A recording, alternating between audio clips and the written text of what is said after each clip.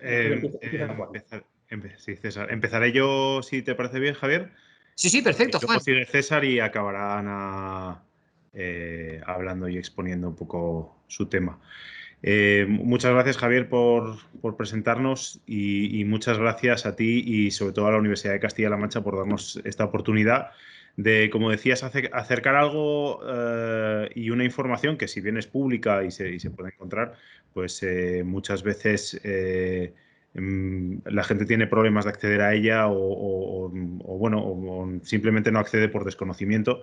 Y ahí entramos nosotros a participar y a tratar de transmitir esta información. César y yo vamos a hablar de la función pública internacional y Ana hablará de esa función pública nacional de la que comentabas, pero que tiene una clara vocación internacional, a diferencia del resto de cuerpos, escalas, etcétera, de la Administración General del Estado.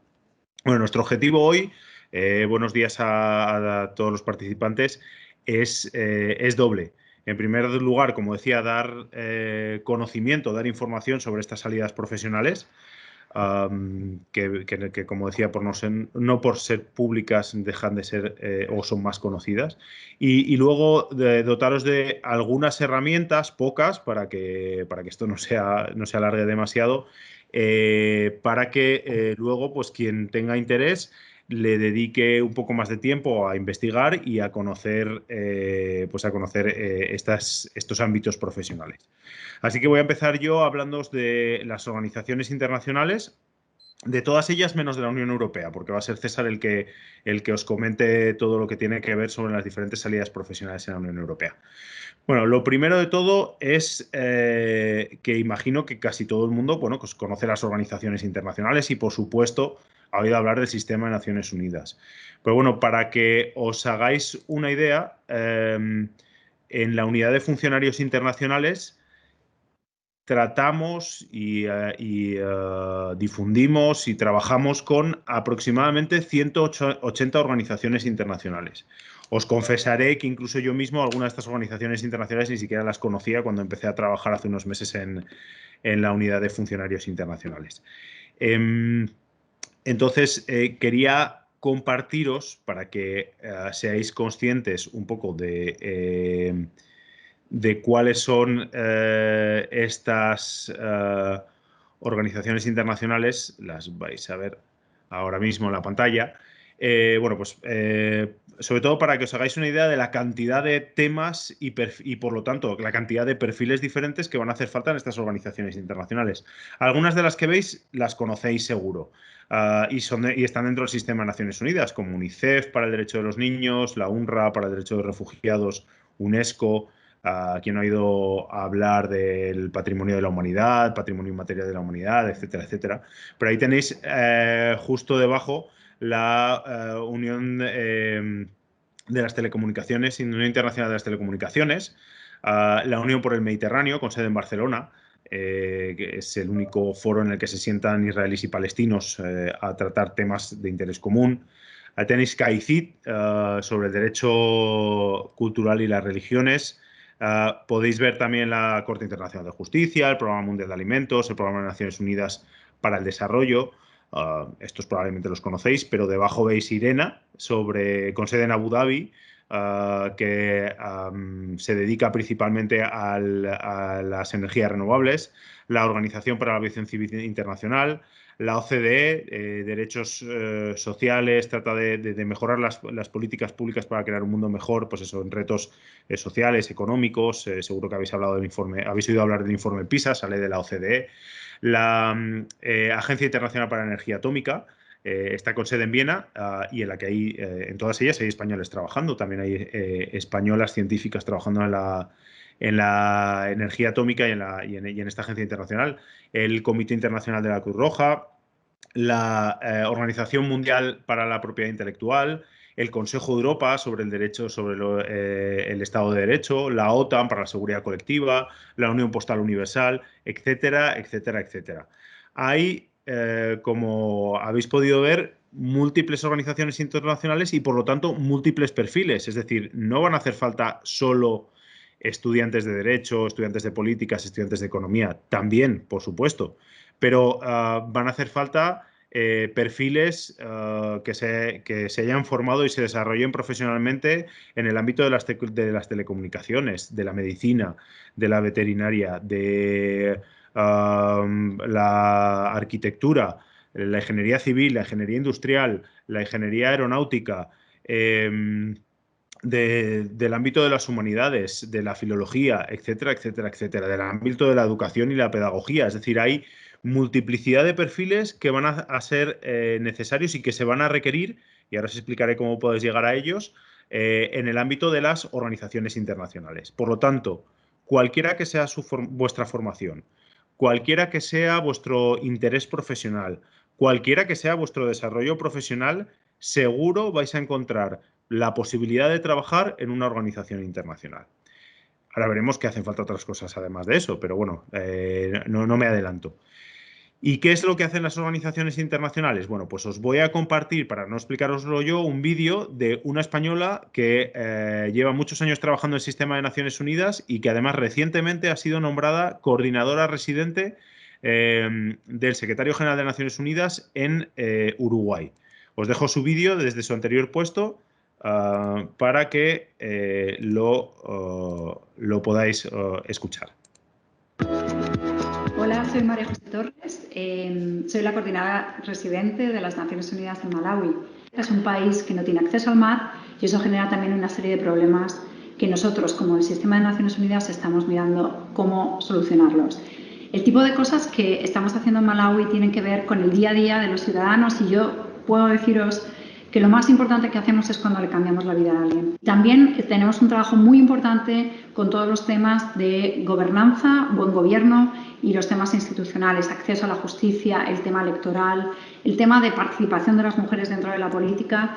Somos los que tenemos la responsabilidad de asegurar la coherencia en la respuesta y, sobre todo, el impacto. Y eso responde muy claramente a lo que la Asamblea General le pidió la secretaria general de Naciones Unidas, Antonio Gutiérrez, en el año 2018. Querían ver un sistema más transparente, más coherente y más propio de los Estados miembros y de su gente. Trabajar para Naciones Unidas durante los últimos 27 años, casi desde que arranqué mi carrera profesional como profesional joven en Guatemala, ha sido una de las experiencias más importantes de mi vida. Mi vida ha girado alrededor de esto. He trabajado en América Latina, he trabajado en África, en Oriente Medio y en la sede en Nueva York.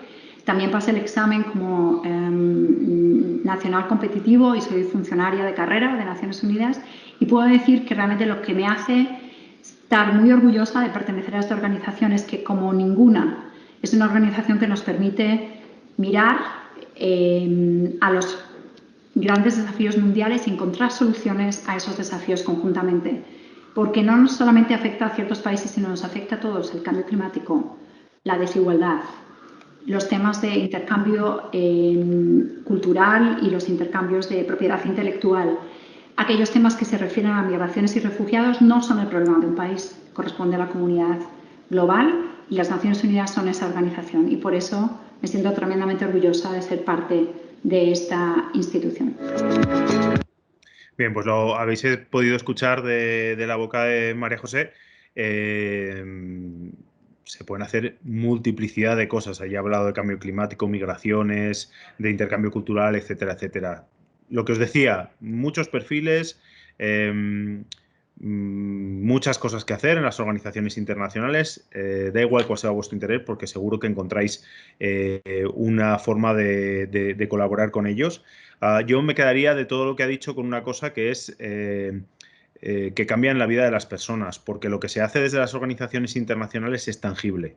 Es tangible y es medible, porque es la aplicación de los objetivos de desarrollo sostenible y cosas que cambian el día a día de las personas.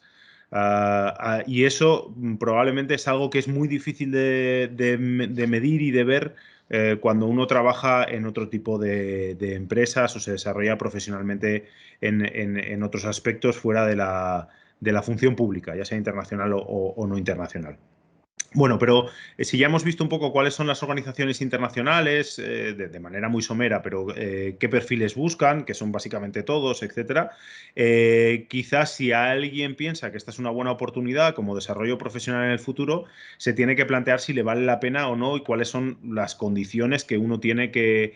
am, a las que se enfrenta cuando decide trabajar por una organización internacional. Como eso es difícil de hacer si uno no las conoce, dejadme que comparta con vosotros un par de reflexiones que creo que pueden ser interesantes y que os pueden servir para hacer este camino.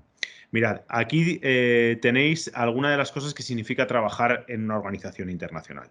Bueno, trabajar en una organización internacional, lo primero es que afecta a todos los órdenes de la vida.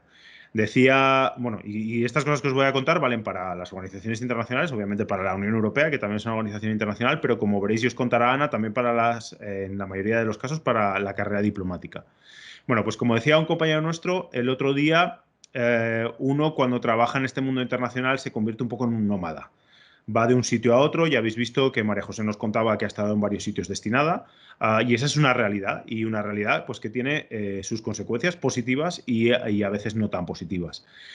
Trabaja en un entorno distinto y cambiante, con equipos de trabajo multiculturales, en los que a veces el provenir de sitios diferentes provoca malentendidos y que es necesario superarlos para poder conseguir los objetivos que alguien se plantea, o sea, que la organización se plantea.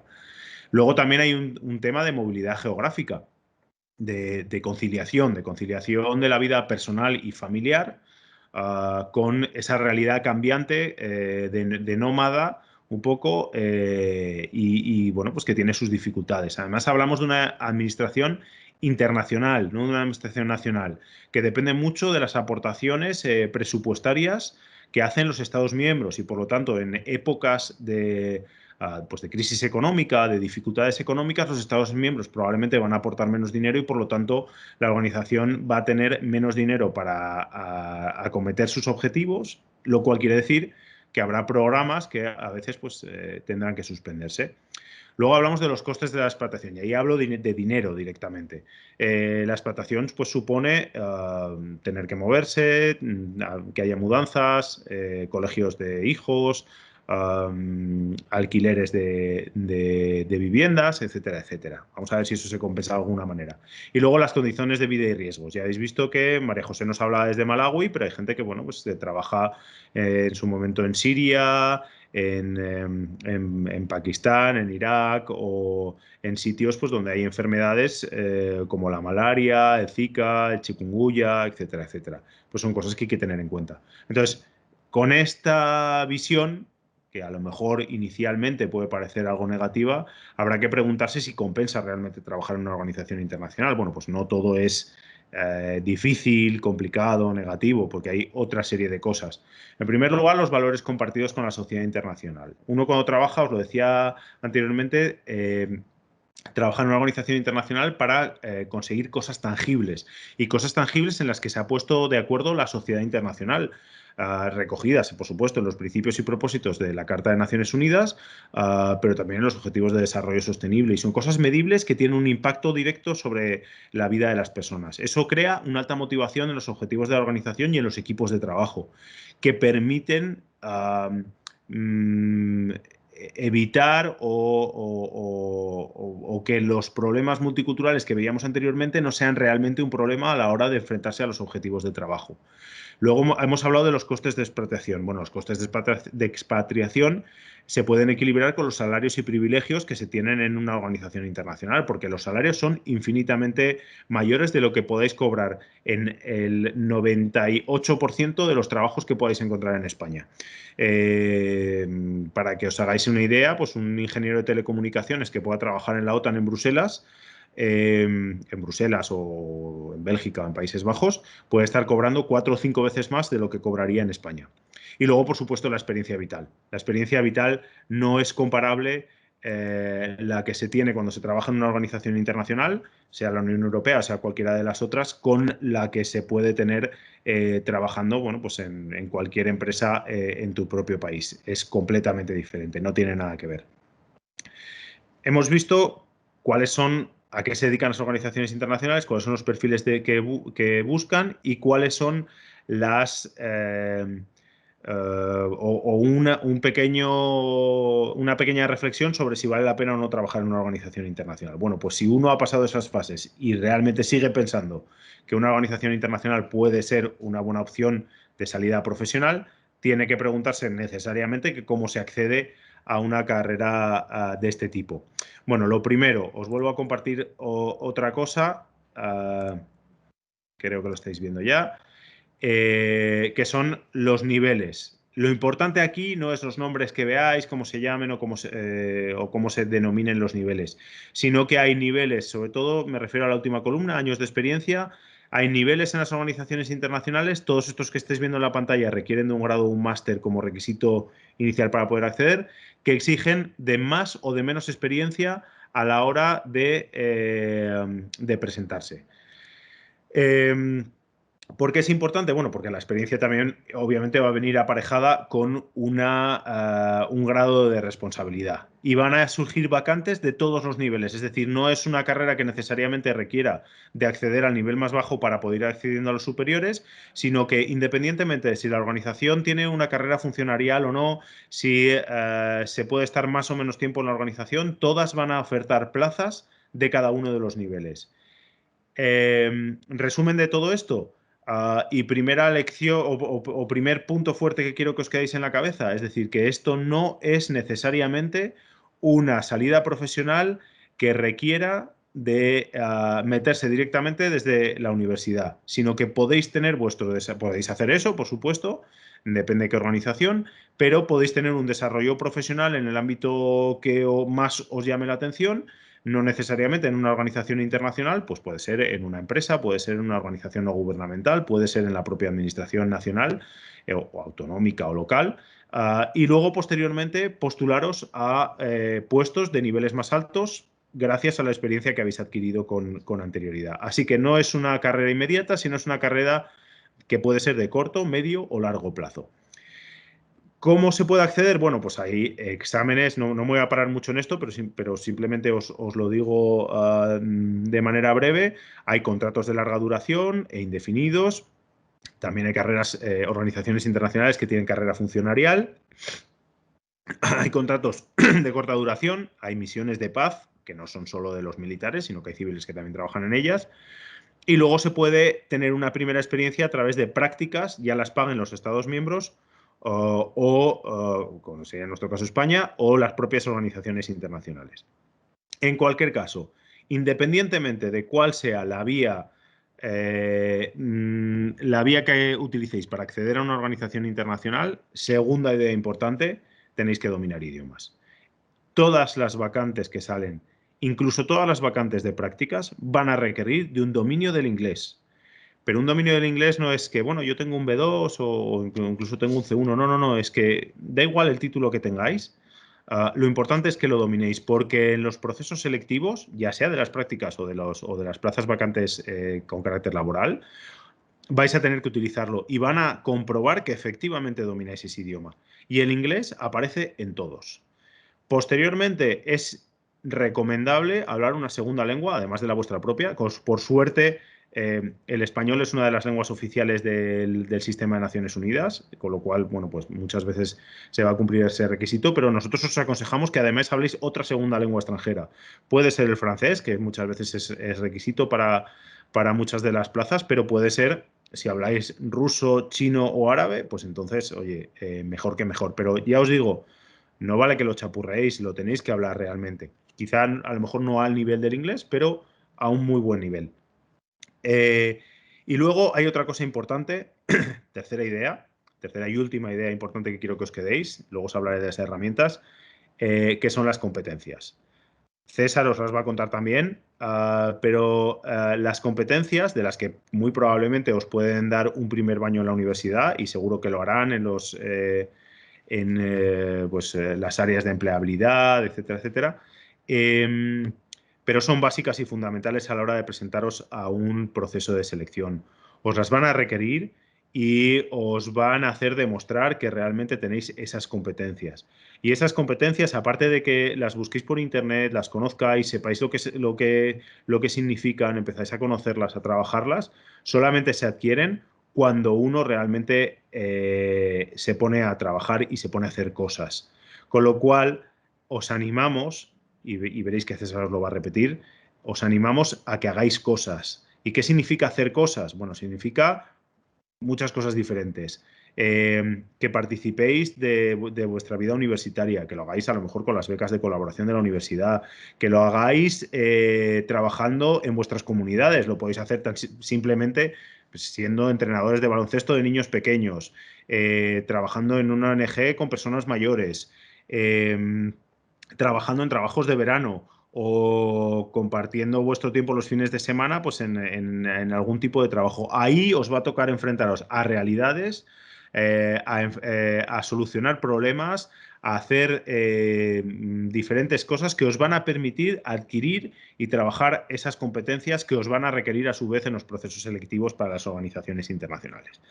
Bueno, ya acabo mi exposición contándoos cómo os podemos ayudar. Como os decía Javier, yo soy el director de la Unidad de Funcionarios Internacionales, cuyo objetivo principal es el impulso de la presencia de españoles en las organizaciones internacionales.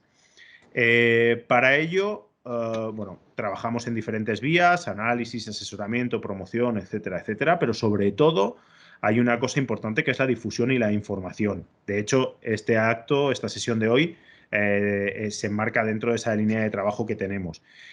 Pero para la difusión y sobre todo para que podáis asimilar y navegar un poco dentro de este mundo de trabajar en una organización internacional, yo os voy a dejar dos herramientas. La primera es el boletín de vacantes que sacamos. Sacamos un boletín que es público, que es gratuito y que es semanal. ¿Cómo os podéis dar de alta en el boletín? Bueno, pues googleáis Unidad de Funcionarios Internacionales y os sale directamente nuestro apartado en la página web del Ministerio de Asuntos Exteriores y ahí os podéis dar de alta indicando los ámbitos materiales que son de vuestro interés. ¿Para qué sirve el boletín de vacantes? Sirve para dos cosas, básicamente. La primera, para aquellos que directamente se quieren presentar a una plaza, pues para saber cuáles hay. Habrá todas aquellas que cada semana vayan surgiendo en cada una de esas 180 organizaciones internacionales. Obviamente no todas tienen una vacante cada semana, pero hay muchas. Por ejemplo, la semana pasada había 47 páginas de vacantes, o sea que os podéis hacer una idea de cuántas hay. Habrá semanas que más y que menos. Pero yo creo que sobre todo a vuestra altura, o sea, en el momento de formación en el que estáis, ver las vacantes del boletín os puede servir para ir conociendo qué requisitos, qué competencias, qué habilidades, qué conocimientos va requiriendo las organizaciones internacionales. En aquellas en las que en aquellas que os interesen o en aquellos puestos en las diferentes organizaciones internacionales que sean de vuestro interés. Así que os animo a seguirlo porque de esta manera pues podréis ver qué lagunas tenéis, qué cosas podéis seguir trabajando en el futuro, ahora en vuestra formación o en unos primeros desarrollos profesionales, os puede ser de mucha utilidad. Y segunda herramienta, perfil de LinkedIn que hemos puesto en marcha desde hace escasas semanas en la Unidad de Funcionarios Internacionales, que es por una parte complementario al boletín de vacantes y que os va a permitir también enteraros adicionalmente de otra serie de informaciones que son interesantes, pues por ejemplo hemos publicado los niveles para que la gente pueda saber a qué se están refiriendo las vacantes, puedan conocer otra serie de consejos, la experiencia de otras personas, publicaciones de prácticas, etcétera, etcétera. Así que os animo a daros de alta también a dar seguimiento a ese perfil de LinkedIn de la Unidad de Funcionarios Internacionales. Bueno, pues yo termino aquí.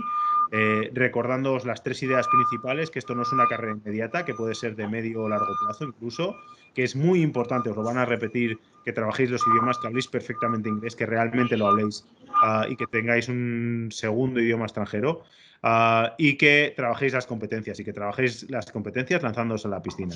Y dos herramientas principales, boletín de vacantes, googleáis Unidad de Funcionarios Internacionales si llegáis a él, y página del perfil de la página de LinkedIn de la Unidad de Funcionarios Internacionales. termino aquí, quedo a vuestra disposición para si después que acabemos de exponer nuestros temas, pues nos queréis o me queréis preguntar algo sobre este tema, y le paso la palabra a César, que os va a contar las posibilidades que tenéis de desarrollo profesional en las instituciones de la Unión Europea. Pues nada, adelante César, el sitio es tuyo. Muy buenos días, Juan. Muchas gracias por darme entrada y, bueno, buenos días a todos los participantes y gracias a la organización del evento. Juan nos ha comentado las posibilidades de empleo en las instituciones internacionales o los organismos internacionales. En el caso de la Unión Europea, como organismo supranacional, la política y la información puede ser muy parecida a la que ha informado ya Juan, pero bueno, nunca está de más repetir e insistir en conceptos que son necesarios en uno y en otro ámbito. Voy a intentar compartir la presentación.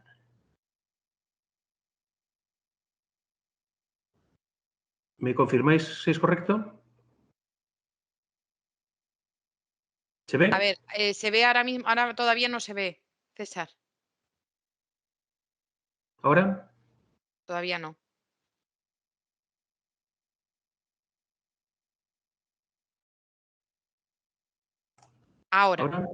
Ahora sí se ve. Bueno, Se pues ve la ganamos. Perfecto, Ahora ahora perfecto. Muy bien. Por favor, Bueno, dale a ocultar para que no veamos lo de y se vea mejor, si no te importa. ¿así está bien? Perfecto, genial, César. Muy bien. Bueno, pues como decía, nos ocupamos nosotros en la representación permanente de España de algo parecido a lo que se ocupa la Unidad de Funciones Internacionales, en nuestro caso centrado en las instituciones, organismos y cualquier institución de la Unión Europea. Hacemos una labor parecida, análoga, únicamente centrada y concentrada en lo que son en nuestro entorno.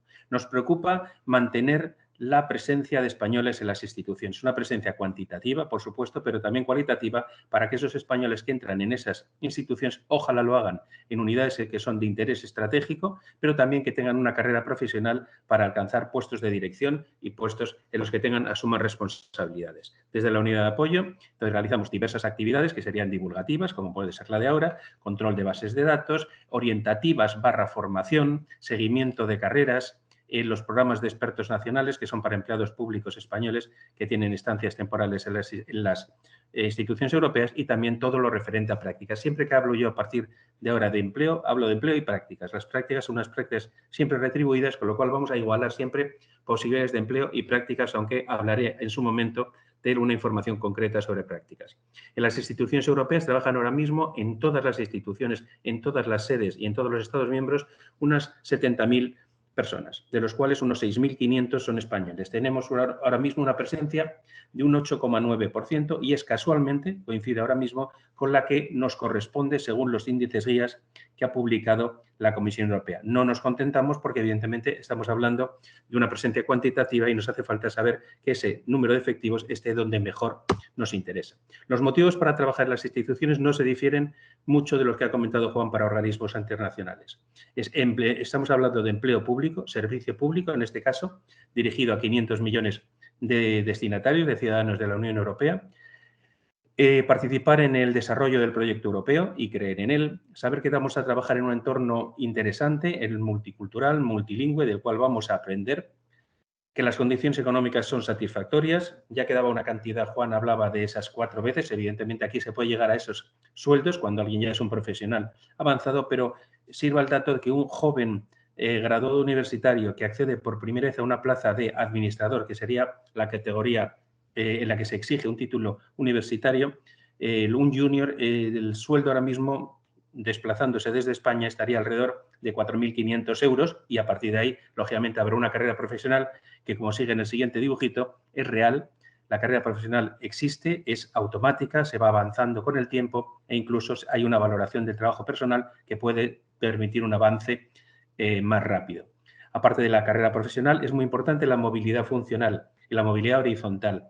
Se termina pudiendo trabajar donde cada uno quiere. Puede que los primeros destinos no sean justo acordes con el perfil profesional o con el interés de cada uno, pero la diversidad de posibilidades hace que cada uno podamos terminar donde queramos. Y las condiciones de trabajo se facilitan con un desarrollo de la conciliación de vida que va a permitir, ahora mismo el teletrabajo ya estaba instaurado desde antes de que surgiera esta necesidad y está prácticamente todo inventado.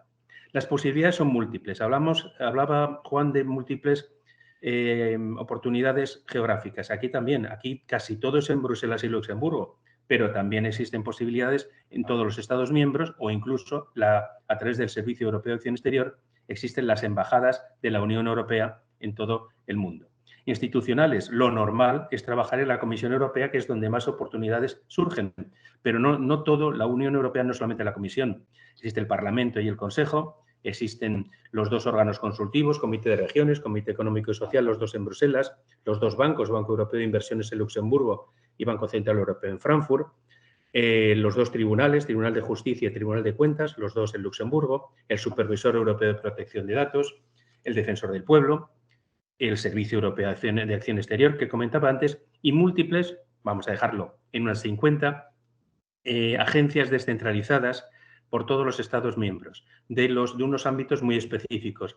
Para título de ejemplo, en España tenemos una agencia de seguridad y higiene del trabajo en Bilbao, de control de la pesca en Vigo, de satélites en Torrejón de Ardoz en Madrid, en Barcelona de energía atómica y una sede de propiedad intelectual en Alicante y una sede del Centro Común de Investigación en Sevilla.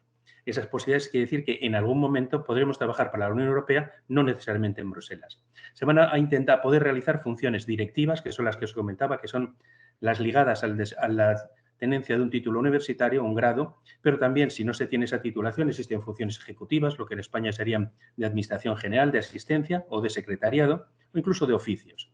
Y las relaciones de empleo, hablaríamos de empleo fijo, lo que entendemos el funcionariado, pero también empleo temporal en el cual destacan los agentes contractuales. Básicamente son las figuras más importantes. El funcionario no hace falta definirlo, el agente contractual sería un vínculo de una contratación administrativa por un tiempo limitado que en función de sucesivas prórrogas podría llegar a un máximo de 6 años. 6 años ahora mismo es mucho tiempo y en 6 años pasan muchas cosas, entre otras la posibilidad de funcionalización. Las categorías profesionales, pues hay 3. Los funcionarios son los administradores, AD, los asistentes, AST, y los asistentes de secretariado, AST-SC.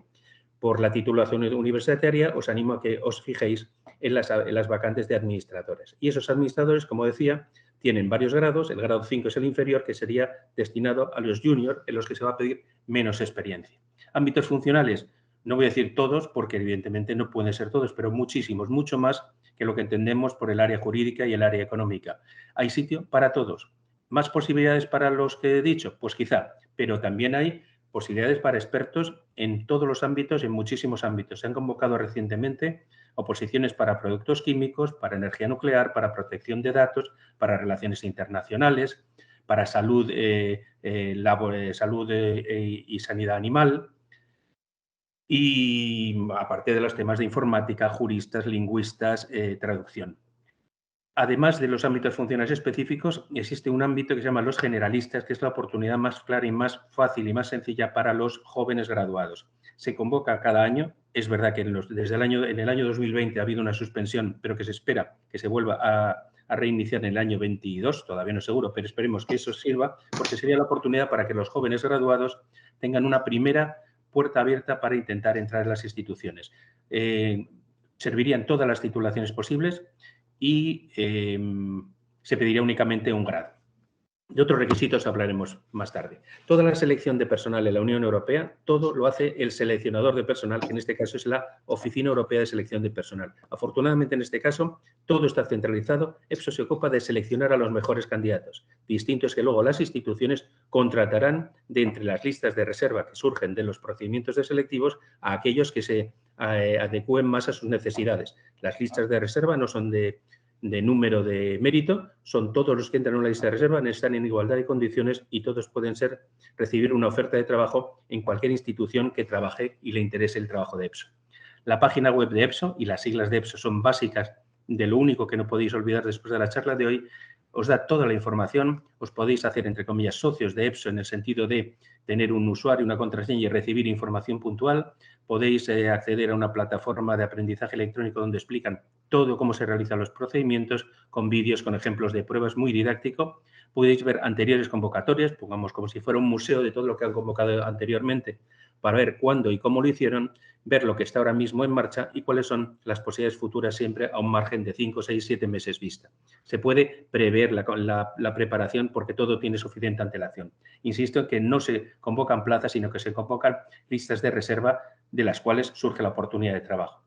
Ojo, cuando decimos que EPSO hace todo menos dos excepciones. Los dos bancos, el Banco Europeo de Inversiones y el Banco Central Europeo, tienen su propia política de selección de personal, no hacen oposiciones, sino que convocan plazas para jóvenes graduados, plazas para personal con más experiencia. Habrá que atender una a una porque se convocan plazas y se realizan procedimientos de selección para cada plaza. Lo más importante de la selección de EPSO, y comentaba Juan, adelantaba el problema, es la selección por competencias. Cuando vemos una oposición española, rápidamente pasamos de largo las 3 primeras páginas, que suelen ser siempre iguales, y nos vamos al temario. ¿Cuál es el temario? ¿Cuál es la clase? ¿Cuántos temas? La dificultad, si ya tenemos conocimiento de los mismos. Aquí no hay temario. Después de esas 4 páginas veréis que no hay nada. Entonces decís, ¿qué es lo que tengo que estudiar? La base de la selección por competencias de EPSO es que le importa lo que sabéis. Sí, porque va a pedir en cada convocatoria unas titulaciones que pueden participar en ese procedimiento. No estará cerrado, dirá todas las titulaciones relacionadas con el ámbito. En el caso de generalistas dirá cualquiera.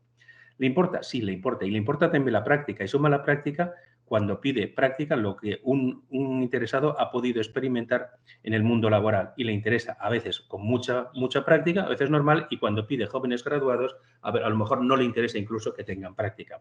Pero esa suma va a multiplicar y ese factor va a determinar, porque puede multiplicar por 0, por mucho, y van a determinar las habilidades y competencias del candidato. Que os ha adelantado Juan, que es una política de selección que se utiliza en organismos internacionales, en la Unión Europea, y si veis alrededor de vosotros, en la esfera privada, cada día se les va a seleccionar más por cómo sois, cómo actuáis, cuál es vuestra actitud, porque el conocimiento, la formación, se va a entender que se supone, todos los candidatos en los que se exija unos conocimientos de veterinaria, se supone que tienen suficiente, unos más, unos menos, pero suficiente, pero importará a quién van a contratar y cómo es ese candidato. ¿Qué competencias y habilidades? No se diferencia mucho de las que cualquiera pondríamos como condiciones para trabajar con nosotros mismos. Si cada uno pusiera un negocio y quisiéramos contratar a un colaborador, no sería muy diferente. Buscan candidatos que sepan analizar y resolver problemas, simplificar la información, buscar los elementos fundamentales, ser creativos, ser prácticos, ser posibles en las soluciones, saber comunicar, saber entender y saber que tu mensaje sea entendido. Claridad y precisión.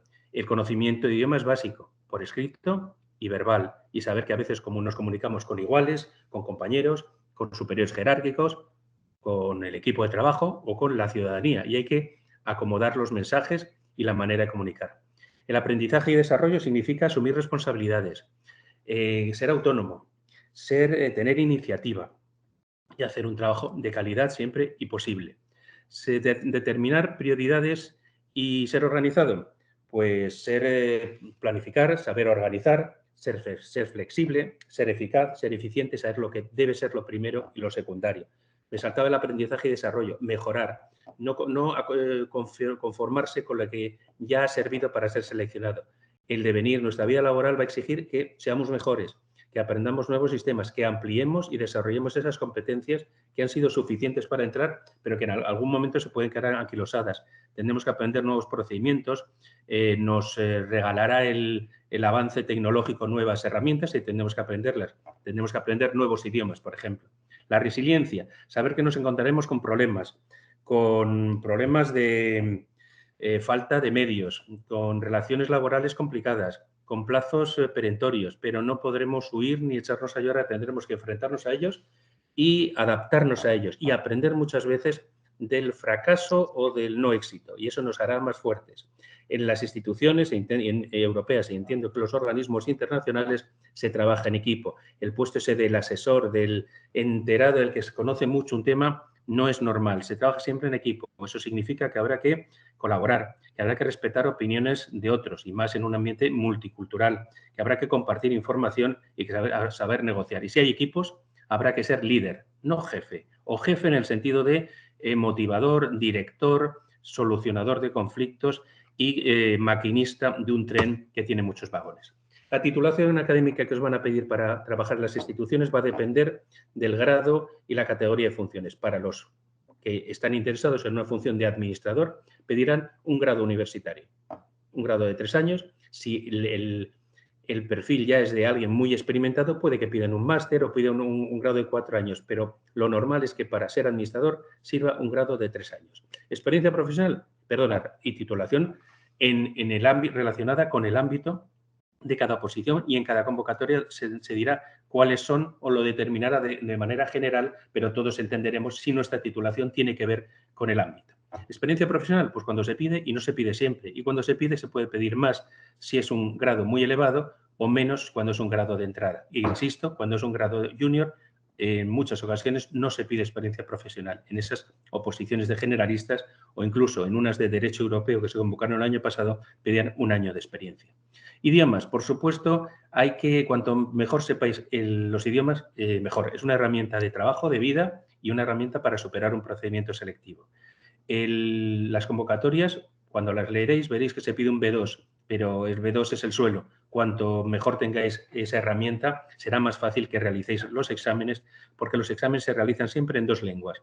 Una en cualquiera de las 24 lenguas oficiales, elegiremos la nuestra, y luego dará en cada convocatoria dirá cuál sería la otra lengua, que normalmente se elige entre el inglés y el francés. Normalmente de esa opción no sale. Quiere decir que hay pruebas que haremos en nuestro idioma, pocas, y pruebas que haremos en esa segunda lengua, la gran mayoría, que habremos elegido entre el inglés y el francés. No va a ser necesario acreditar con un título el conocimiento de idiomas, ni Cambridge, ni Oxford, ni la academia de enfrente de nuestra casa. Lo vamos a demostrar realizando las pruebas. Pruebas que son normalmente muy situacionales y que se realizan desde hace 2 años por obligación, pero me temo que se ha aprendido mucho de manera remota, y en las que vamos a tener que demostrar que podemos desarrollar una entrevista, un caso práctico, un ejercicio en grupo, una prueba situacional, un test, cualquier cosa la podemos hacer en ese idioma.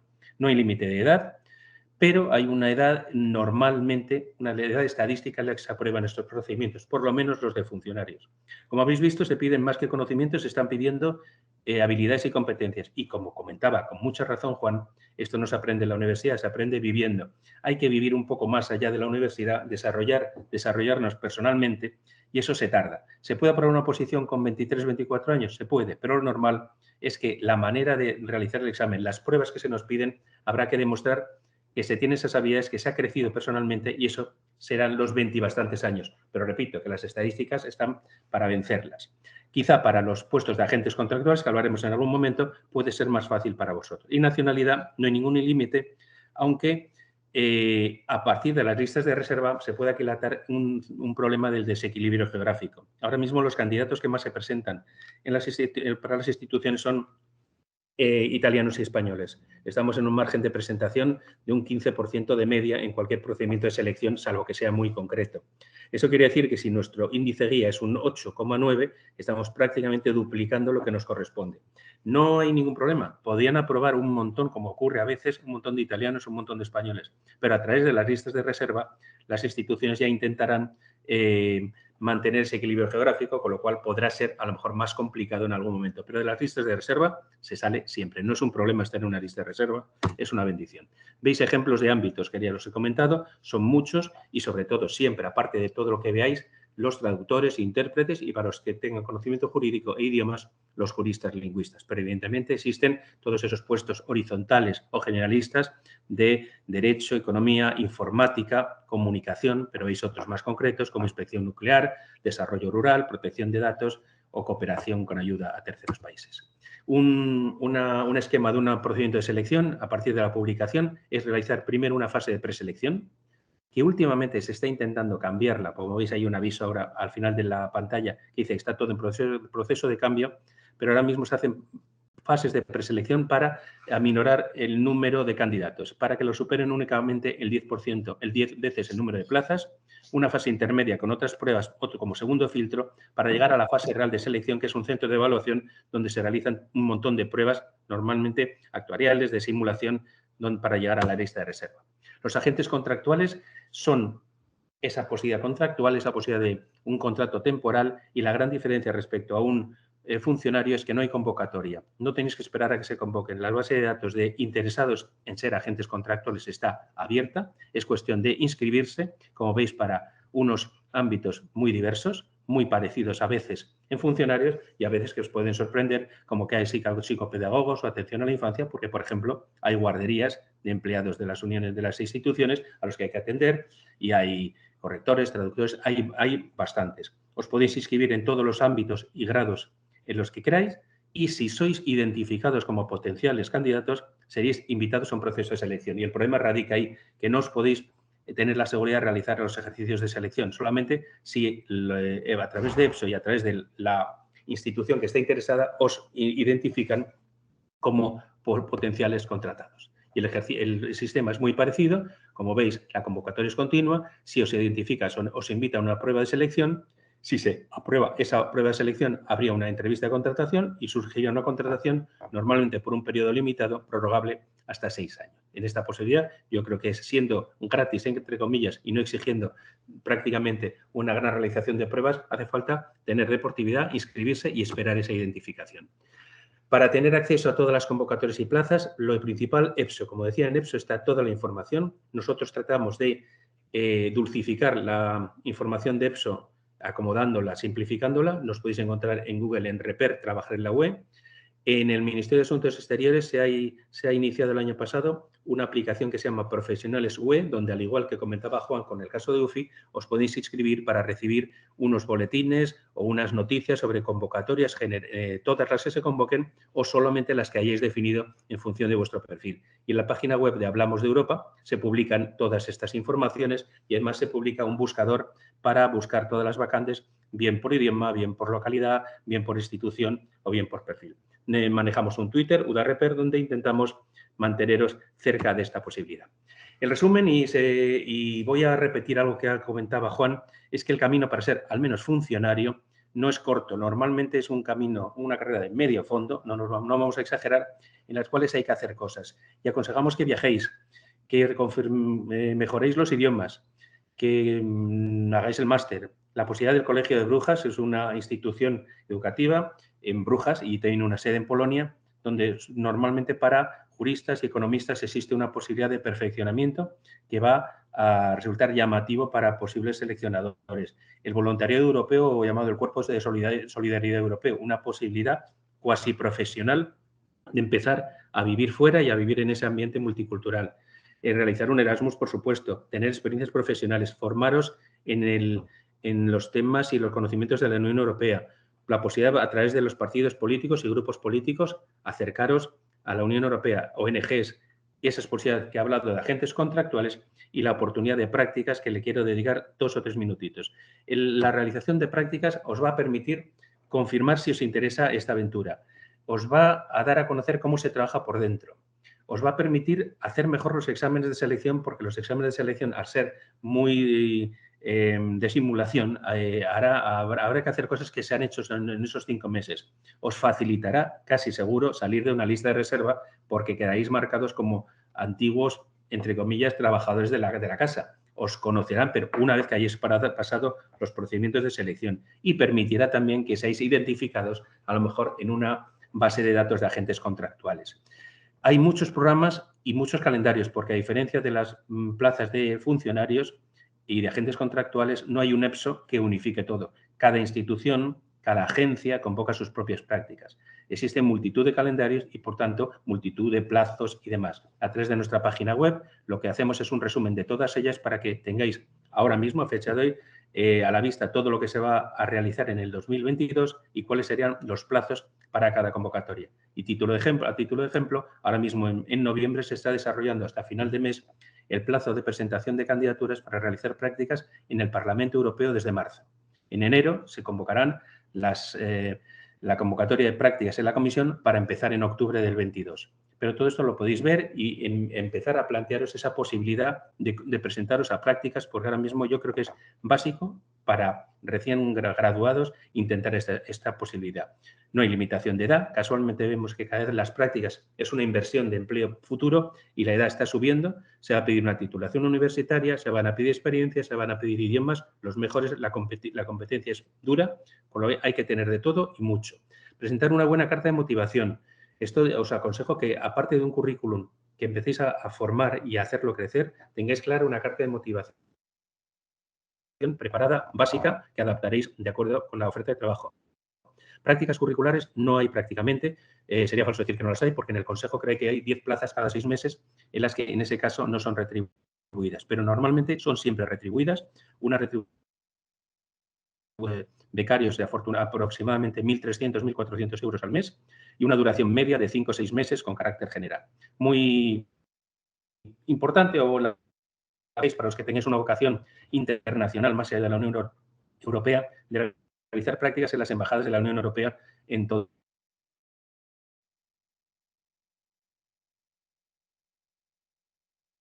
el mundo. César, no se te está oyendo bien lo último que has comentado a partir de En las próximas la oportunidades, como os he experiencia. dicho, en el Parlamento y en el...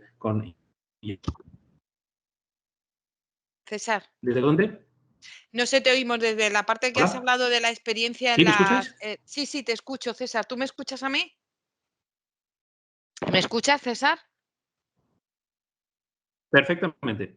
Vale, pues a partir de la parte Sí, perfectamente. de la experiencia en las embajadas y demás, yo he dejado de escuchar, por lo menos, no sé si el resto de asistentes. Ahora no te oigo, por Vale, ejemplo. perfectamente. Si me escucháis ahora, Ahora sí, ¿ahora qué tal? ¿Bien ahora? perfecto, perfecto. Vale, no, repito, la posibilidad de prácticas en delegaciones de la Unión Europea. Existe esa posibilidad. Todas las semanas se publican en la página web del Servicio Europeo de Acción Exterior posibilidades de prácticas de 5 o 6 meses desde países más complicados o países más cercanos, siempre fuera de la Unión Europea. Os aconsejo ya para terminar que veáis la plataforma de aprendizaje electrónico de EPSO, os informará de todo, que veáis esas anteriores convocatorias y, muy importante, si incluís en Google la palabra anclajes EPSO, os va a definir y a explicar qué es lo que se espera en cada competencia. Y yo creo que eso lo tenéis que aprender, asumir e incluso utilizar siempre en entrevistas, en cartas de motivación para venderos y vender un poco el producto que sois cada uno. Realizamos jornadas de orientación como esta, divulgación, y cuando alguien pasa a las últimas fases del procedimiento selectivo, lo que llamamos el centro de evaluación, después de pasar todos los filtros y gracias a una red de orientadores que hemos formado con funcionarios españoles que han superado en fecha más o menos reciente los mismos procesos de selección, realizamos jornadas de orientación / formación para presentarse con más garantías a esas últimas fases. Y os aconsejamos que esto es una aventura no en solitario, igual que alguien para aprobar una carrera diplomática o un cuerpo o fiscal o juez se encierra en su casa, aquí hay que estar abierto, compartir información, hacer grupos de trabajo. En Facebook se pululan muchas posibilidades para hacer las cosas en común. No es una competición pensar que se presentan muchos candidatos y no sabemos dónde está el enemigo y no lo podemos ver en nuestro compañero de estudios o amigo. Compartir información, buscar herramientas, examinar los unos a los otros, y eso va a ser más fácil.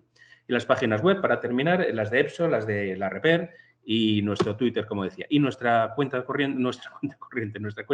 correo electrónico, donde podéis mantener un contacto. Termino diciendo únicamente que a la organización le remitiremos esta tarde o mañana un documento con resumen de todos los enlaces de cuestiones de las que he comentado para que estéis cerca de la información. Voy a dejar de compartir, si lo logro, para que pase ya la siguiente ponente. No sé si cómo lo lograré aquí. Todavía se ve, César. Ahora Perfecto.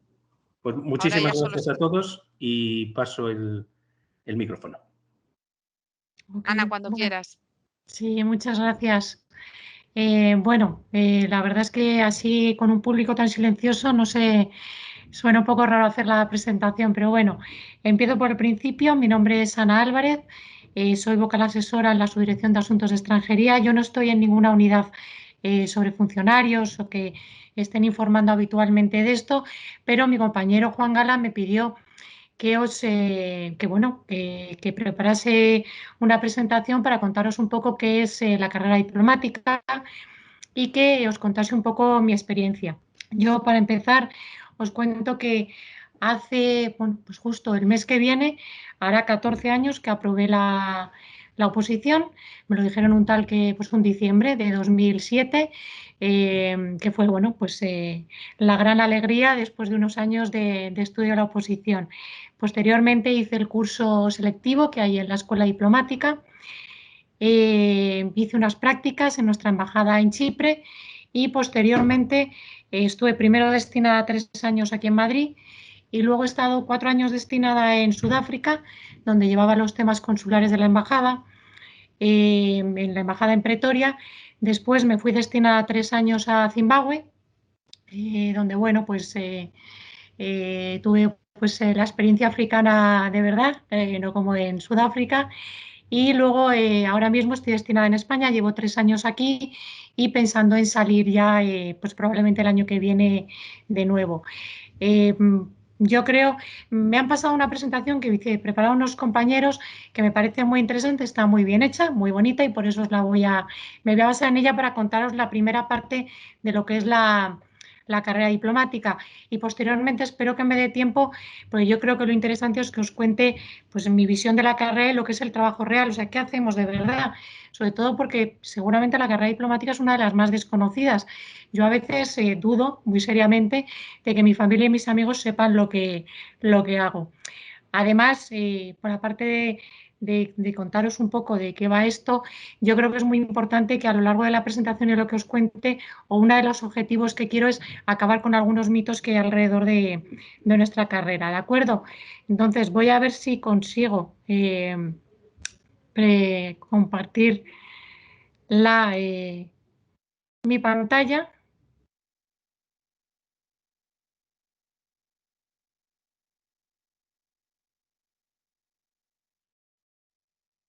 Se ve perfectamente, pero no te oímos ahora. ¿Ahora me oís? Ahora perfecto, ahora perfecto. Vale, perdonad. Bueno, pues en efecto, os voy a hablar de la carrera diplomática que, sinceramente, y a pesar de que todo lo que han contado Juan y César es muy interesante. Ana, ¿has vuelto a silenciar? Sí, no sé por qué se me silencia. Esperad un segundito, ¿de acuerdo? Vale. Perdonadme un momento. No sé por qué se silencia cuando le doy al disculpad. Vamos a ver si así. ¿Ahora sí? Sí, pero ahora no estamos viendo Vale, la no pasa nada. presentación. Ahora mismo pongo la presentación. Está bien, ¿verdad? Perfecto, sí. Se oye perfectamente.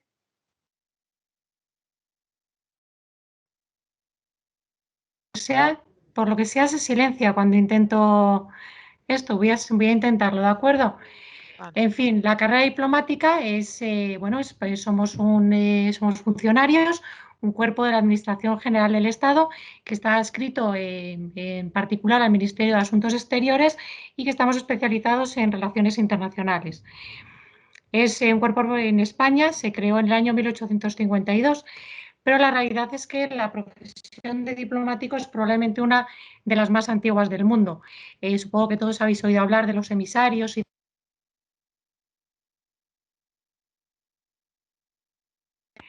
me dice, de todas formas, me dice, no soy yo la que desactivo el audio, es como si alguien me lo estuviera desactivando. Bueno, pues voy a decir, por favor, voy a poner el control, pero por favor no toquéis el tema del audio. Disculpad. Nada, no pasa nada. En fin, pues sigo adelante, a ver si puedo. Actualmente la carrera diplomática española somos menos de 1000 diplomáticos en toda España, somos unos 900 y pico funcionarios. Se convocan oposiciones todos los años, pero bueno, hubo un momento en el que alcanzamos casi los 1000, pero entre los años en los que no se convocaron y que bueno, la gente pues tiene la mala costumbre de jubilarse y con desgracia de morirse, pues no hemos ido cubriendo. O sea que es un cuerpo especialmente pequeño. Trabajamos, pues como veis, en embajadas, consulados, representaciones permanentes, sedes del Instituto Cervantes, centros culturales y demás en todas partes del mundo. La realidad es que España es probablemente uno de los países que tiene una red de embajadas y consulados más extensa, ¿de acuerdo? Eso supone que en muchos sitios estamos presentes con embajadas también muy pequeñas. Para que os hagáis una idea, sitios donde tenemos varias representaciones, entonces donde tenemos una. Cuando yo estuve en Zimbabue, Harare era la embajada española única y exclusiva. Pero si te vas a Bruselas, en Bruselas tenemos la embajada de España ante el Reino de Bélgica, la representación permanente de España ante la Unión Europea, la representación permanente, que es la embajada, digamos, de España ante la OTAN, y tenemos un consulado general aparte porque la colonia de españoles que hay allí, a la que hay que responder, es bastante amplia, ¿de acuerdo? ¿Qué hace en la práctica o en la teoría? Perdona, Ana, perdona. Sí. No se ve la presentación, no sé si la estás pasando, es que me lo están diciendo por chat. Sí, la estoy pasando, no. ¿El resto la veis? Por favor, decir algo, porque en principio ha habido un par de personas que me han dicho que no se ve. No, no se ve, está, no se ve, se ven solamente los participantes. No me lo puedo creer, pues si hemos hecho pruebas y funcionaba. Pues vuelve a intentarlo. Se ha Voy, quedado ya. como Se ve trancada. a Juan.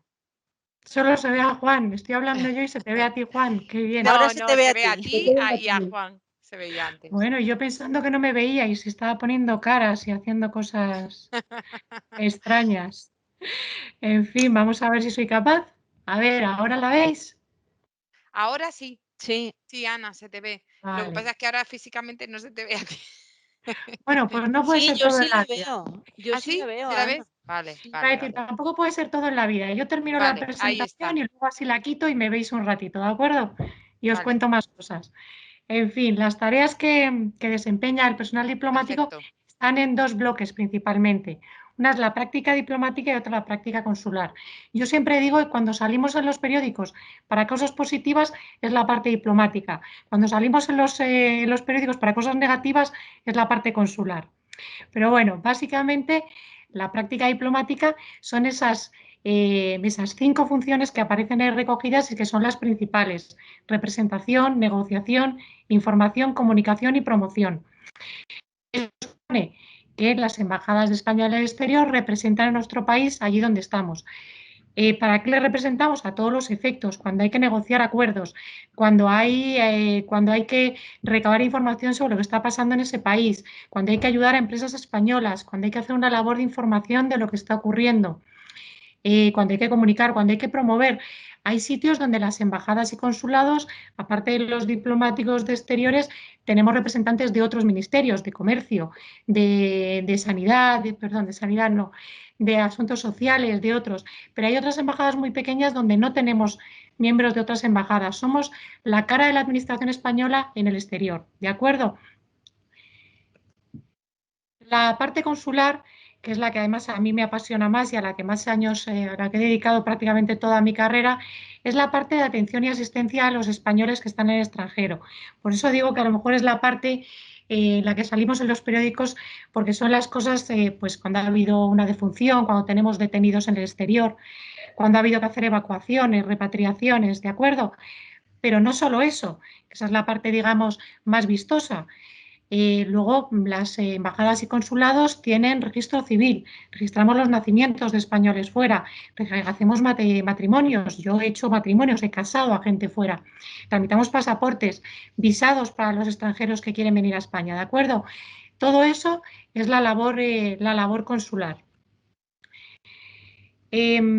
Como os decía antes, tenemos la carrera que nosotros desarrollamos es generalmente depende de los compañeros, pero generalmente desarrollas unos 2/3 de tu carrera en el exterior y 1/3 en servicios centrales, ¿de acuerdo? Eso supone no solo que puedas estar en embajadas y consulados, también puedes estar en la agencia de cooperación, la red de casas, seguro que habéis oído hablar de Casa Árabe, Casa Sefarat o Casa Asia o Casa América, en los institutos Cervantes, en todos esos sitios hay diplomáticos, ¿de acuerdo? Y no solo eso, sino que desde aquí podemos dar el salto al servicio de la Unión Europea, al Servicio de Acción Exterior de la Unión Europea, donde se reservan plazas para diplomáticos nacionales. También tenemos compañeros que han dado el salto a Naciones Unidas.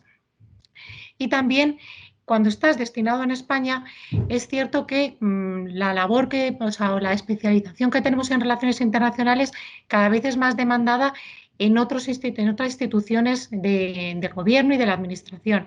No es raro, por tanto, que haya compañeros diplomáticos que están, por supuesto, en Casa Real, siempre ha habido, en Presidencia, en Moncloa, y prácticamente ahora en casi todos los ministerios, en el Ministerio del Interior, Defensa, hay asesores internacionales prácticamente en todos los ministerios, ¿de acuerdo? ¿Qué hay que esto, el perfil del personal integrante de la carrera diplomática, dice? Es decir, eso de lo que han hablado los compañeros, de qué capacidades hay que tener. Bueno, pues se pueden resumir en estas 4, pero se podría decir de muchísimas otras formas. Lo primero es esa vocación de servicio público, y es que aunque seamos un cuerpo muy particular, sujetos a movilidad internacional y demás, somos funcionarios, y esa es la base de nuestra carrera. Y eso supone que estamos para servir al público, ¿de acuerdo? Yo diría que algo que compartimos con otros cuerpos los cuerpos superiores de la Administración, es que esa vocación de servicio público quizá va un poco más allá y hay que tener cierto sentido de Estado, ¿de acuerdo? Va más allá de lo que es simplemente el servicio al ciudadano. Pero esa es la base de lo que somos, ¿de acuerdo? Y luego viene, pues, lo que es específico de nuestra carrera, la capacidad de adaptación, la educación multidisciplinar, el buen nivel de idiomas, todo eso viene dado, lo que os he dicho, 2/3 de nuestra carrera la pasamos fuera y aunque estemos en servicios centrales, estás tratando con otros países continuamente. Cuando hablamos de capacidad de adaptación a nuevas culturas, lo importante es saber que nosotros nos vamos destinados a un país y tenemos que ser operativos nada más llegar. No nos vale decir, ay, yo no conozco, no sé cómo funciona esto en este país, ¿de acuerdo? Una cosa que aprendes trabajando y desarrollando tu trabajo en otros países, que hay muchas veces que el plan A, eso que tú crees que es lo que hay que hacer, no funciona. No funciona por el país en el que estás, porque allí las cosas funcionan de forma distinta, se perciben de forma distinta. Entonces hay que ir al plan B, al plan C, y eso es parte de la capacidad de adaptación que tenemos, ¿de acuerdo? La educación multidisciplinar. Nuestra carrera es una carrera generalista. Hay compañeros que a veces se especializan en determinados momentos de la carrera y a lo mejor pues son compañeros más arabistas porque hablan árabe, se especializan en esos países, pero es muy, muy excepcional. Lo general es que hagas una carrera generalista donde puedes desarrollar todo tipo de actividades. Desde lo mismo en un país, yo os he contado, en Sudáfrica llevaba temas consulares, pero en Zimbabue, que era una embajada muy pequeña, lo mismo tenía que llevar temas culturales que tenía que llevar temas económicos, porque no teníamos un consejero comercial allí, nuestro consejero comercial estaba en Sudáfrica y yo tenía que reportarle, ¿de acuerdo? Y por supuesto el buen nivel de idiomas, yo creo que eso ya lo han dicho todos nuestros compañeros. En el caso de la carrera diplomática, el inglés y el francés son los 2 grandes idiomas, son los idiomas que se exigen además en la oposición y hay que tener un buen nivel. No hay que ser bilingüe, o sea, ya hay muchos compañeros que son bilingües. Yo no soy bilingüe, tengo un nivel muy alto en inglés, en francés lo tuve que trabajar para tenerlo a ese nivel y además existe la posibilidad de presentar terceros y cuartos idiomas, ¿de acuerdo? Pensad, como decían, que no se trata de, no, yo me entiendo en inglés, no, aquí trabajamos en inglés, ¿de acuerdo? O trabajamos en francés. Y hay que asistir a reuniones que son en inglés y en francés donde uno no puede perder por un momento ni una coma de lo que se dice. Para hablaros de, como os digo, es una oposición. Supongo que si alguno la ha mirado ya, lo puede ver, se publica dentro de la página web del Ministerio. Hay un apartado especial que es el que tiene la Escuela Diplomática, que es donde se publican las convocatorias. Se ha terminado recientemente una y ahora está a puntito de publicarse la próxima, ¿de acuerdo? Lo básico es que hay que ser español, mayor de edad y tener un título universitario, un grado, una licenciatura, una superior, ¿de acuerdo? Y el sistema, como os contaba, tiene 2 fases. La primera parte es la oposición, que es esa que aprobé yo en diciembre de 2007, y luego hay un curso selectivo, que son una serie de meses que pasas en la escuela diplomática, ¿de acuerdo? Durante el que pues recibes clases, se presentan trabajos y hay que presentar una memoria final. Y a partir de ese momento, pues ya eres nombrado diplomático, eres funcionario en prácticas, pasas a funcionario en activo, ¿de acuerdo? La oposición que tenemos la podéis ver en cualquier convocatoria, que son públicas. En la actualidad, porque hasta en la actualidad hay, tanto en 2020 como en la convocatoria que se va a aplicar en 2021, son 5 exámenes, ¿de acuerdo? Es una oposición larga y además no te guardas los exámenes, no es yo aprobé el examen y el ensayo, pero suspendí idiomas, al año siguiente retomo en idiomas, no. Aquí se empieza desde el principio. Es una oposición evidentemente dura, es una posición A1 de cuerpo superior, como puede ser juez o inspector de Hacienda, ¿de acuerdo? Eso sí, si miráis el temario, es infinitamente más maravilloso y más ameno que el de cualquiera de esas oposiciones. Tenemos historia, tenemos economía, tenemos relaciones internacionales. Es, la verdad, una oposición apasionante. Eso sí, yo recuerdo que en la época en la que opositaba nadie quería jugar conmigo al trivial porque te vuelves absolutamente intratable con todo tipo de temas culturales e históricos. En fin, dicho eso, tenéis el examen tipo test donde hacen preguntas de todo el temario. Si hay un ensayo con una entrevista, un ensayo con un tema, que puede ser o un texto o un tema sobre el que hay que desarrollar un ensayo que hay que leer al tribunal. Los idiomas, como os comentaba, inglés y francés obligatorios, se pueden presentar otros idiomas que ayudan a subir nota. El cuarto tema es la exposición oral de los temas. Son 15 minutos por tema, 1 hora cantando. Yo no sé si alguno habéis mirado las oposiciones, pero en cuanto entráis en ese mundo hablamos de cantar temas, ¿de acuerdo? Y son pues eso, el temario está dividido en 4 bloques, que además si queréis consultar hay un temario básico publicado en la página de la Escuela Diplomática donde os podéis meter para mirar pues eso, en qué consiste ese temario, ¿de acuerdo? Y finalmente un caso práctico, que es donde más o menos pues tratamos de ver un poco la práctica pues diplomática y consular a la que te puedes enfrentar y donde básicamente lo que se trata es de ver también un poco el sentido común que hay. En fin, los compañeros me comentaban que en este punto lo ideal era que os comentase Voy a dejar de compartir, creo que ahora ya me veis, ¿verdad? Sí, te vemos. Vale, bueno. Básicamente, esto es la teoría sobre lo que hacemos. Ahora yo os voy a contar lo que es mi visión de la carrera para que conozcáis un poco pues, cómo funcionan las cosas. Si estáis pensando en opositar, como decíais, supongo que si estáis aquí, estáis en esta presentación es más porque tiráis por el tema internacional, pero bueno, supongo que también tenéis en mente lo de opositar. La oposición a la carrera diplomática no es una posición en abstracto. Tenéis que pensarlo, o yo lo pienso así, es una opción de vida, porque, como os contaba, 2/3 de la carrera se desarrollan en el exterior. Con todo lo que ha contado Juan, todas las cosas maravillosas que suponen de la experiencia de vivir fuera y con no sé si inconvenientes, pero desde luego los retos que suponen vivir fuera. Retos a todos los niveles, tanto en el ámbito del trabajo como en el ámbito personal.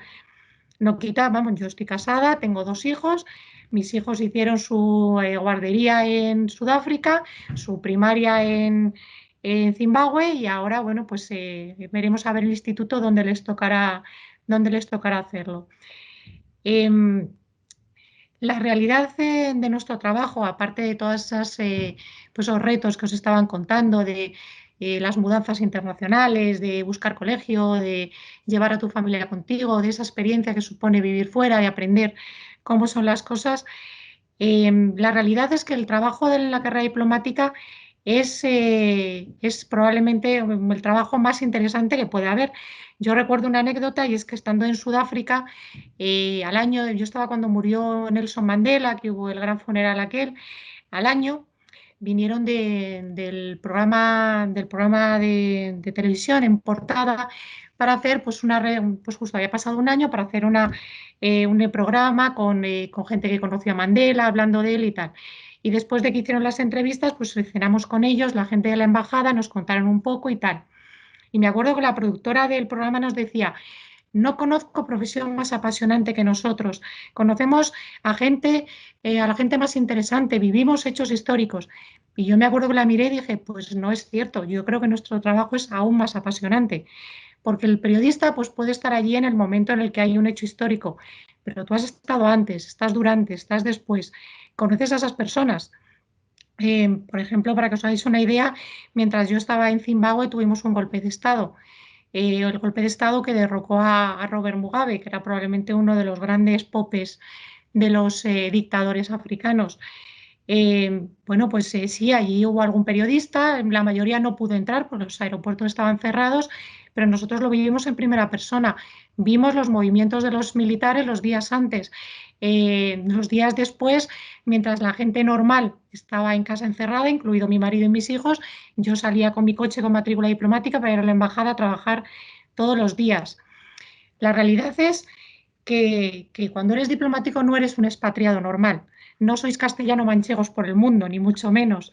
Eso que se ve de la gente que viaja porque la empresa le manda y demás. Es algo completamente distinto. El trabajo que realizamos es un trabajo institucional y eres la cara de España cuando estás fuera y vives esos momentos históricos y conoces a gente pues muy, muy interesante. Me decía un compañero, no sé si voy a ser capaz, que cuando han hecho presentaciones una cosa que solía interesar era mostrar un poco ese trabajo. Así que voy a intentar, a ver si no me echáis, no tal. No sé si estáis viendo ahora mi pantalla. Ana, estamos viendo los Vale. asistentes. Bueno, pues simplemente para que lo veáis, os quiero mostrar, por ejemplo, pues el día que mostramos que nuestra embajadora en Zimbabue fue a presentar credenciales a Zimbabue, al que era entonces el presidente. Aquí le tenéis a Robert Mugabe, nuestra embajadora en ese momento en Zimbabue, y ahí estoy yo en la casa No se ve, presidencial. Ana, no se ve. perdona. No se ve, qué Se lástima. ven los participantes. Vuelve a hacer lo que has hecho Lo que has antes. hecho antes, para que veamos tu... Vaya. Bueno, en fin, se ve que antes funcionaba todo perfectamente y ahora no le da la gana. En fin, voy a intentarlo, ¿de acuerdo? A ver, ahora. ¿Ahora se puede Ahora ver? sí, Ahora sí, se ve ahora tu sí. escritorio. Muy bien. Ahora sí se ve bien. Bueno, pues ahí tenéis la entrega de credenciales con el presidente Robert Mugabe. Me pidió un compañero que trajese fotos y bueno, la verdad es que apenas tengo de Zimbabue de mi último destino porque no he tenido tiempo de buscar más. Pero bueno, tampoco os voy a enseñar fotos mías haciendo safaris por el mundo y dando de comer a las jirafas. Yo creo que es más interesante que veáis las relacionadas con el trabajo. Pero bueno, aquí veis a Robert Mugabe, que era entonces el presidente de Zimbabue, en 2015 fue esto. Y bueno, pues ahí estoy yo, con el equipo de la embajada, el día que fuimos que la embajadora fue a presentar credenciales. Tengo mi foto dándole la mano a Robert Mugabe en ese momento. Y luego, como os comentaba, podemos hacer absolutamente de todo, desde relaciones, como decíamos, las relaciones políticas, la negociación. Esto es, por ejemplo, cuando estaba en Sudáfrica, la visita del que era entonces el secretario de Estado de Asuntos Exteriores, que es este señor del medio, Gonzalo de Benito, que vino a lo que llamamos consultas bilaterales, que es cuando te reúnes con un país vis a vis para tratar temas que nos interesan a los dos. Y aquí está el equipo que vino de España con el equipo de la embajada, el que era entonces nuestro embajador allí. Aquí estoy yo embarazadísima en ese momento y el que era entonces el subdirector de África subsahariana que vino y que es nuestro actual ministro, José María Álvarez. En fin, luego, como os decía, hay sitios donde desarrollamos labores culturales. Estando yo en Zimbabue, se cumplía los 500 años de la muerte de Cervantes y bueno, pues tuvimos que organizar una exposición y lo mismo aquí valimos para un roto que para un descosido. Lo mismo negociamos un acuerdo internacional que montamos una exposición, como veis, sobre Cervantes. No solo eso, organizamos un evento cultural que tuvo muchísimo éxito, donde incluso un español que organizó una escena del Quijote que, bueno, claro, los zimbabuanos, como comprenderéis, pues alucinaban con las historias que les mostramos. No solo eso, sino que en la labor de promoción que hacemos, una de las cosas que hacemos es la promoción del español. En los sitios donde hay Instituto Cervantes se hace a través del Instituto Cervantes, perdonad, pero hay sitios donde no es así.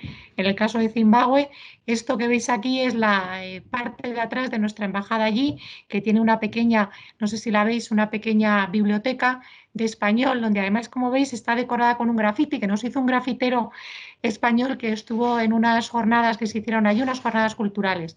Pues cada año invitábamos a un colegio y hacíamos una especie de jornadas de español para promocionar un poco nuestro país. Ahí estoy yo dándoles una charla a los sufridos niños sobre el español y España.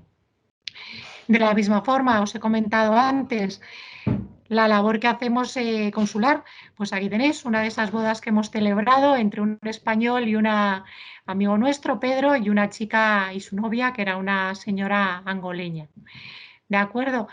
Y bueno, creo, no sé si os he enseñado, bueno, y luego otra de las grandes cuestiones que hacemos cuando hablamos de protección de españoles por el mundo y dices, bueno, en Zimbabue no hay españoles, pues hay. Tenemos, por ejemplo, misioneros.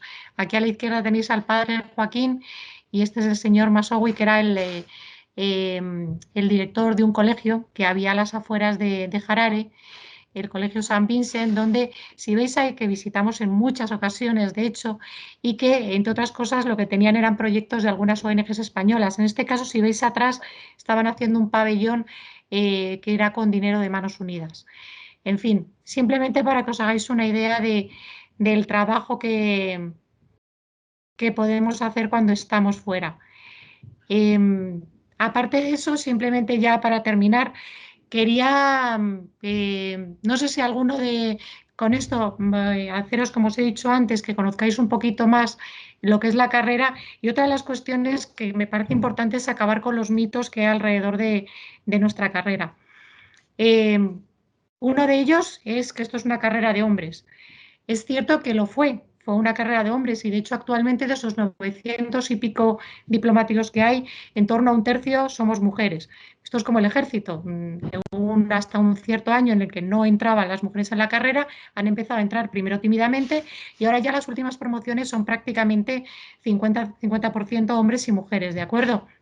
Para que os hagáis una idea, cuando yo me presenté, se presentaban menos mujeres que hombres. ¿Por qué? No lo sé. Yo tengo una cierta teoría sobre la aversión al riesgo de las mujeres, pero yo animo a hombres y a mujeres, a todos, a presentarse a esta carrera. En segundo lugar, esto no es una carrera solo para gente de Madrid. En este caso yo soy de Madrid, pero tenemos compañeros de absolutamente todas las comunidades autónomas de España, ¿de acuerdo? Quizá no de todas las provincias. Me comentaban el otro día que no tenemos ningún compañero que sea de Cuenca. Así que desde aquí animo a todos los que lo estéis escuchando de Cuenca a que os presentéis a esta carrera para romper esa deriva. Y la realidad es que durante mucho tiempo la preparación de la oposición se hacía en Madrid. ¿Por qué? Porque los preparadores son diplomáticos y cuando estamos destinados en España estamos en Madrid principalmente. Pero la realidad es que ahora la preparación, con toda la historia, con toda la posibilidad de cantar temas por videoconferencia, de preparar y todos los, vamos, quiero decir, ya no es lo que era. Ahora puede uno preparar la oposición desde donde sea sin ningún problema, ¿de acuerdo? Y hay que romper con ese mito. En tercer lugar, otro mito muy típico y es que esta carrera es solo para estudiantes de Derecho. Es cierto que si miráis el programa, el temario de la oposición, hay una parte importante que es de Derecho, pero no es la única. Hay de Historia, hay de Economía, hemos dicho. Y además, no solo eso, sino que como lo único que se exige es una carrera superior, pues de hecho tenemos compañeros de absolutamente todos los ámbitos. Es posible que de Derecho sean los que más, pero hay de Historia, hay de Relaciones Internacionales, Ciencias Políticas. Bueno, yo creo, tenemos un médico, tenemos un ingeniero, ¿de acuerdo? Es una carrera apasionante para cualquiera. Y luego, otro gran mito, desde luego, siempre se habla de que esto es una carrera endogámica, ¿no? Que solo somos diplomáticos, los hijos de diplomáticos.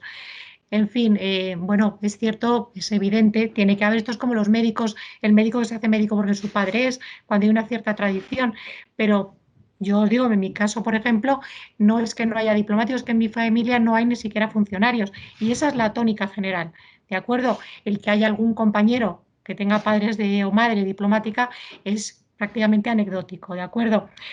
Y finalmente, pues no sé, yo creo que hay un mito que es el que es desde luego necesario romper, que es el mito del glamour. Esa idea de que ese anuncio que nos hizo tanto daño, ¿no? De los Ferrero Rocher, de embajadora que tiene sus bombones. El trabajo que realizamos es un trabajo duro, es un trabajo que es 24 horas, sobre todo cuando estás destinado fuera. No es raro el estar destinado fuera y que suene el teléfono de emergencia en mitad de la noche porque un español se encuentra en un problema y hay que ayudarle y hay que dar respuesta, ¿de acuerdo? pero a la vez es una carrera reconfortante, es una carrera apasionante.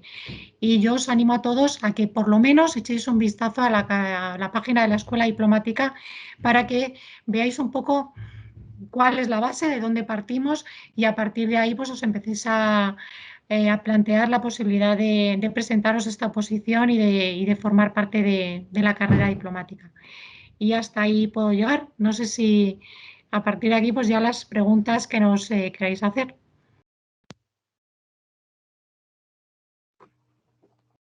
Bueno, un placer. Ha sido, yo he aprendido muchísimo. Me habéis dado mucha envidia a todos. Casi que reorientaría mi carrera después de escucharos. Me fallan los idiomas, todo hay que decirlo, pero os lo juro que reorientaría mi carrera. Me ha encantado. He estado enganchada todo el tiempo a lo que habéis estado contando. Vamos a, en primer lugar, agradeceros enormemente que hayáis tenido esa iniciativa de participar en este proyecto de Otoño con el CIPE. Creo que debéis estar siempre y que es buenísimo porque hay algunos alumnos que sí que están muy interesados en este tipo de salida profesional y bueno, siempre tenéis que estar, o sea que para mí ha sido muy interesante y muy pragmático para nuestros estudiantes. A ver, venga, preguntas. Había por ahí una mano alzada antes que he dicho que por favor que si querían hacer una pregunta o si no tendremos que empezar a hacer nosotros preguntas, que a mí me han surgido muchas. Venga, ¿tenéis alguna pregunta? Si no es por el micrófono, aunque sea por el chat y se la hacemos nosotros. ¿Alguna pregunta? A ver, por ahí, ¿alguien? ¿Nadie? Bueno, pues a ver, voy a preguntar yo. A los tres, cuando os planteasteis hacer carrera de funcionarios en el exterior o a nivel internacional, ¿qué es lo que más os motivó para hacerlo? ¿El hecho del puesto? ¿El hecho de tener instancias internacionales? ¿El hecho de hacer un trabajo diferente? ¿Qué fue lo que os motivó más para hacerlo?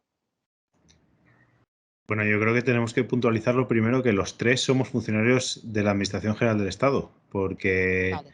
Ana y yo somos diplomáticos Ujú. y César pertenece a otro cuerpo. La verdad es que tampoco sé muy bien a qué cuerpo perteneces, César, pero bueno, igual lo puedes contar. Pero bueno, los tres somos funcionarios de la Administración General del Estado. Y en mi caso concreto, y estoy seguro que Ana comparte porque lo ha estado explicando, una de las cosas maravillosas de la carrera diplomática es poder hacer 1000 trabajos diferentes en el mismo trabajo. Poder ir reinventándote, que bueno, ya obviamente cambiar de sitio, de país, te obliga a reinventarte, pero además es que en cada sitio y en cada país, incluso en cada puesto de trabajo dentro del mismo sitio, como puede ser aquí en Madrid, que es donde estoy yo ahora, haces cosas completamente diferentes. Y eso te lo dan pocos trabajos.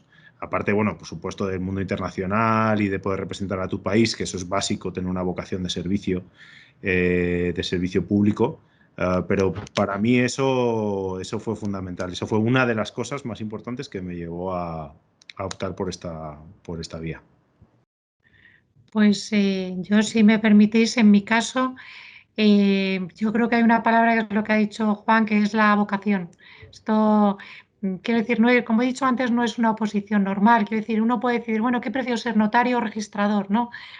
En nuestro caso, yo lo asimilo más a una vocación. Yo, de hecho, es algo casi irracional. En mi familia, mi madre cuenta que desde pequeñita yo dije que quería ser diplomática y cuando me preguntó que por qué, porque era una cosa que allí nadie sabía qué era, dije que porque quería viajar mucho y vivir en casas bonitas.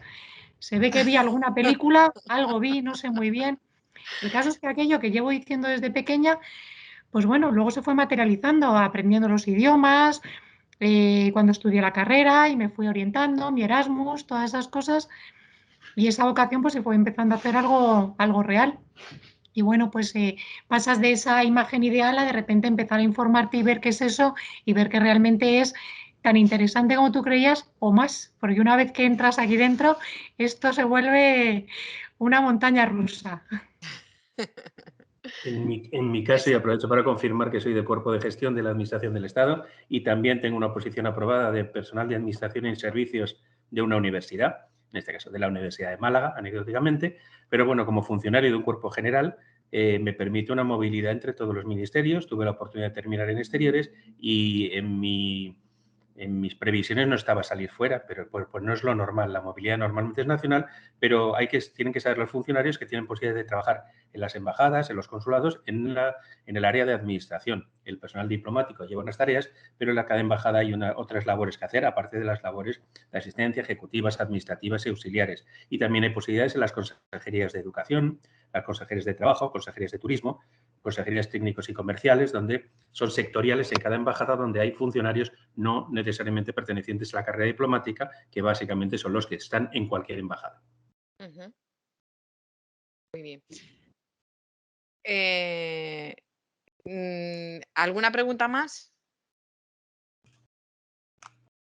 Bueno, la verdad es que agradezco, por ejemplo, en el caso de Ana, que haya quitado mitos que hay, que todos tenemos por las películas, por los anuncios, por tal. Aparte, aquí cuando, por ejemplo, yo soy la orientadora, ¿no?, de aquí del campus de Ciudad Real y mis compañeras también están entre los asistentes. Os podemos decir que cuando alguien se plantea hacer se plantea la carrera diplomática, lo ve como, no sé, si fuera la luna o algo así, os lo juro. Es como, pero es que eso será súper difícil. Ahí dan los genios. O sea, y bueno, y por otra parte también agradezco a César también A eso. ver, si estamos Juan y yo, en fin, yo creo que somos la mayor caída del mito que puede haber. Hombre, Juan, no. No, pero es verdad lo que dice Ana, porque yo también he pasado por esa sensación de decir, uff, esto, pero yo, por ejemplo, soy licenciado en traducción e interpretación, o sea, que nada que ver con la carrera diplomática. Y en mi familia, igual que Ana, no hay, sí hay funcionarios, algunos, pero vamos, absolutamente nada que ver con este mundo. Y yo recuerdo acabar la universidad, yo no era como Ana, o sea, yo no sabía muy bien qué quería hacer, y plantearse esta posibilidad. Y ver el temario y, bueno, o sea, acongojarme de manera absoluta y decir, ¿y yo esto cómo lo voy a probar? Pero si es que yo no sé ni de qué va todas estas cosas que hay aquí. Y vamos, tampoco era, yo no era de los que sacaban matrículas en las asignaturas y tal. Simplemente lo que hay que es tener claro cuál es el objetivo y trabajar duro y trabajar constante. Y se puede, o sea, que por supuesto hay que tener los idiomas, hay que saber pues, defenderse en público, porque al final cantar no es solo saberse los temas, que es lo más importante, por supuesto, pero también hay que saber vender los temas. Pero bueno, de ese tipo de cosas, pero si se trabaja y tal, Ana y yo somos el ejemplo de que se puede sin ningún tipo de problema. César, y agradezco también mucho que hayas hecho insistencia en las prácticas, porque también es cierto y me parece fenomenal que como que bajéis un poco a la realidad lo que hay fuera, ¿vale? Entonces, la posibilidad de comenzar con unas prácticas, igual que se hace un Erasmus o demás en alguna institución europea o internacional, es como el paso que puede demostrar o darte la motivación para decir, sí, es lo que quiero, aquí quiero estar, esto me ha gustado y demás. Entonces, yo agradezco enormemente, César, que hayas hecho hincapié y que lo hayas mencionado varias veces para que ellos también sean conscientes un poco de que tienen esa opción o que tienen esa oportunidad. Además, lo bueno de las prácticas es que, lo ha contado César, que son todas remuneradas. Es verdad que Efectivamente. por norma general hay que tener ya el grado del máster, pero son todas remuneradas y uno no va a poner cafés, o sea, va a trabajar de verdad. En el perfil de LinkedIn de la UCI vamos a ir publicando cada semana diferentes opciones de prácticas. La semana pasada colgamos 77 prácticas en la Agencia Espacial Europea, 77 plazas de prácticas, y esta semana había 14, esas eran para no graduados, y esta semana había 14 más, normalmente para carreras técnicas y científicas, 14 más, esto sí, ya para graduados y gente con un poco de experiencia, pero que le puede servir para dar un primer paso dentro de las organizaciones internacionales. En el caso de la Unión Europea, os recomendamos también la posibilidad, hablando de prácticas, que contactéis o consultéis la información que da la Asociación de Becarios y Exbecarios Españoles en Instituciones Europeas.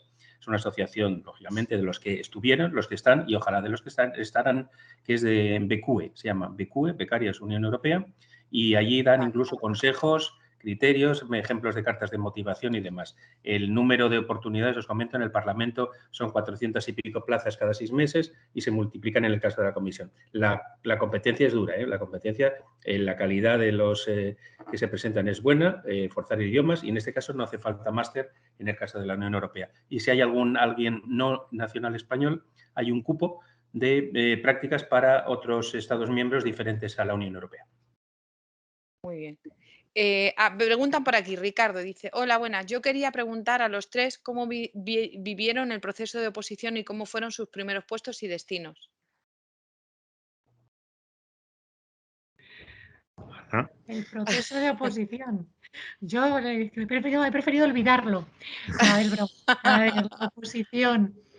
Pues a ver, la oposición, lo importante que, como dice Juan, es no perder de vista el fin. O sea, si tú ya tienes claro que quieres dedicarte o que quieres dedicarte a esto, la oposición es un trabajo, 8 horas diarias sentado estudiando, que en nuestro caso se tiene que compatibilizar con la preparación de los exámenes de idiomas.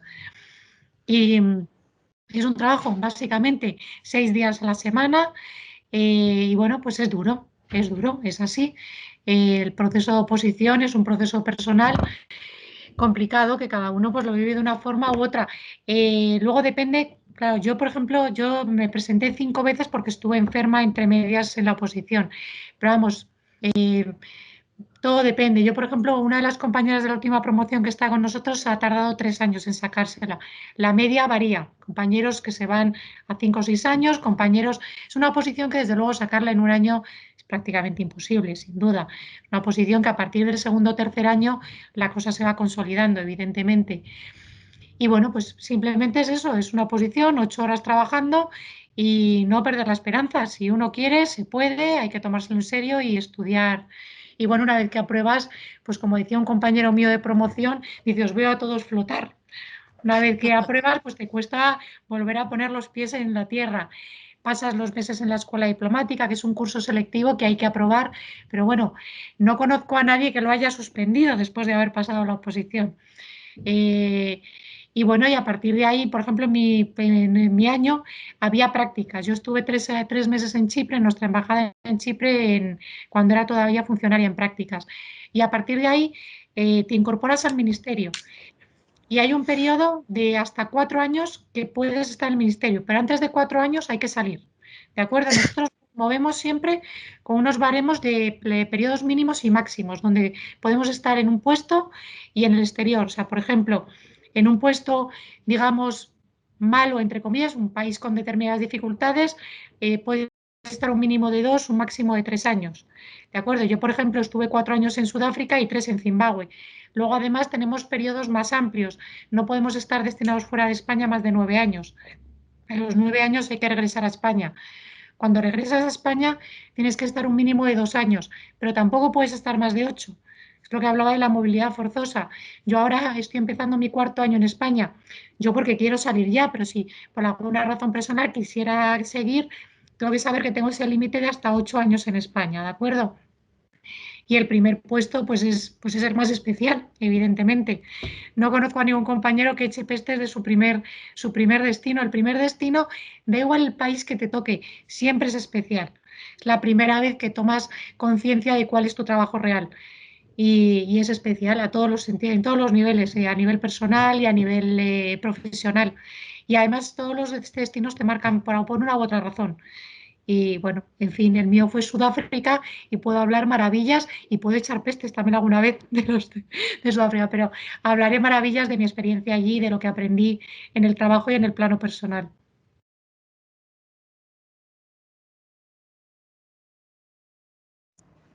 Juan, César. Bueno, pues por mi parte, lo que se refiere a la oposición, no tengo mucho más que decir que lo que ha dicho Ana. Yo guardo buen recuerdo de la oposición, estuve 4 años, me presenté 4 veces, vamos.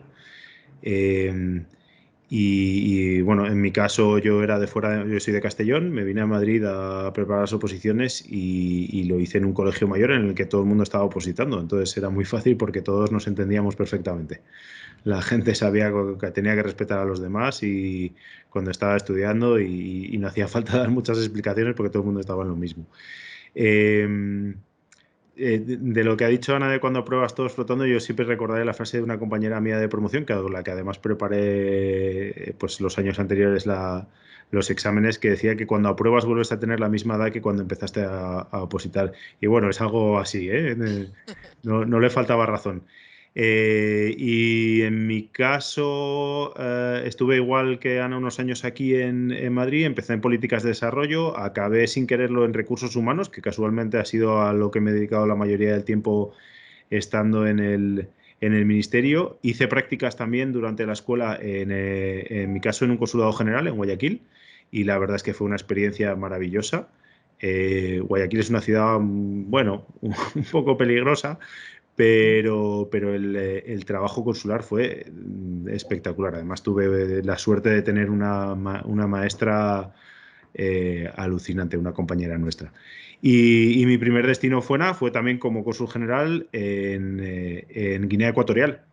Igual que Ana, puedo hablar maravillas y también alguna peste de mi experiencia, pero desde luego te marca. Eso es verdad. Y además cuando te vas solo, porque en mi caso era el único diplomático que había en la representación y estaba a 1 hora y media de vuelo de los demás, te curtes. Tienes que tomar decisiones.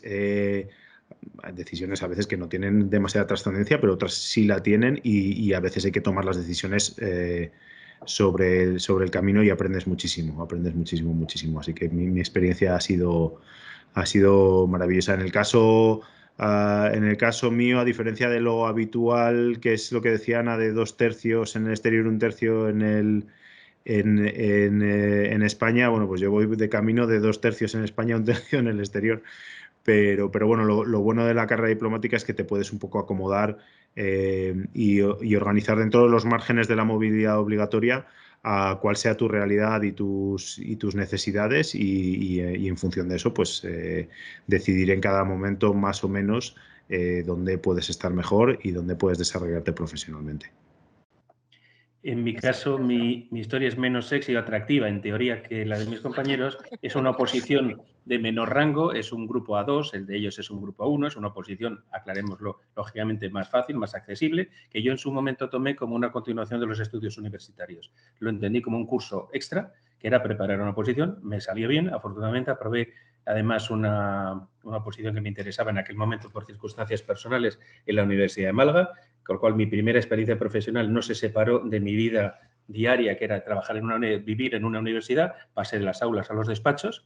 Con el tiempo, por movilidad personal, tuve que ir a Madrid, concursé por la movilidad que nos permite a los funcionarios del Ministerio de Asuntos Exteriores, trabajé en recursos humanos de Asuntos Exteriores y de allí me surgió la posibilidad, o en este caso no una obligación, era una opción personal de un traslado al extranjero, donde estoy ahora, ya no dependiendo de exteriores, sino porque también gracias a esa movilidad ahora dependo del Ministerio, ahora mismo, como cambia cada cierto tiempo, de Economía, de Hacienda y Administraciones Públicas, pero en todo caso dependiendo de la Secretaría de Estado de Función Pública.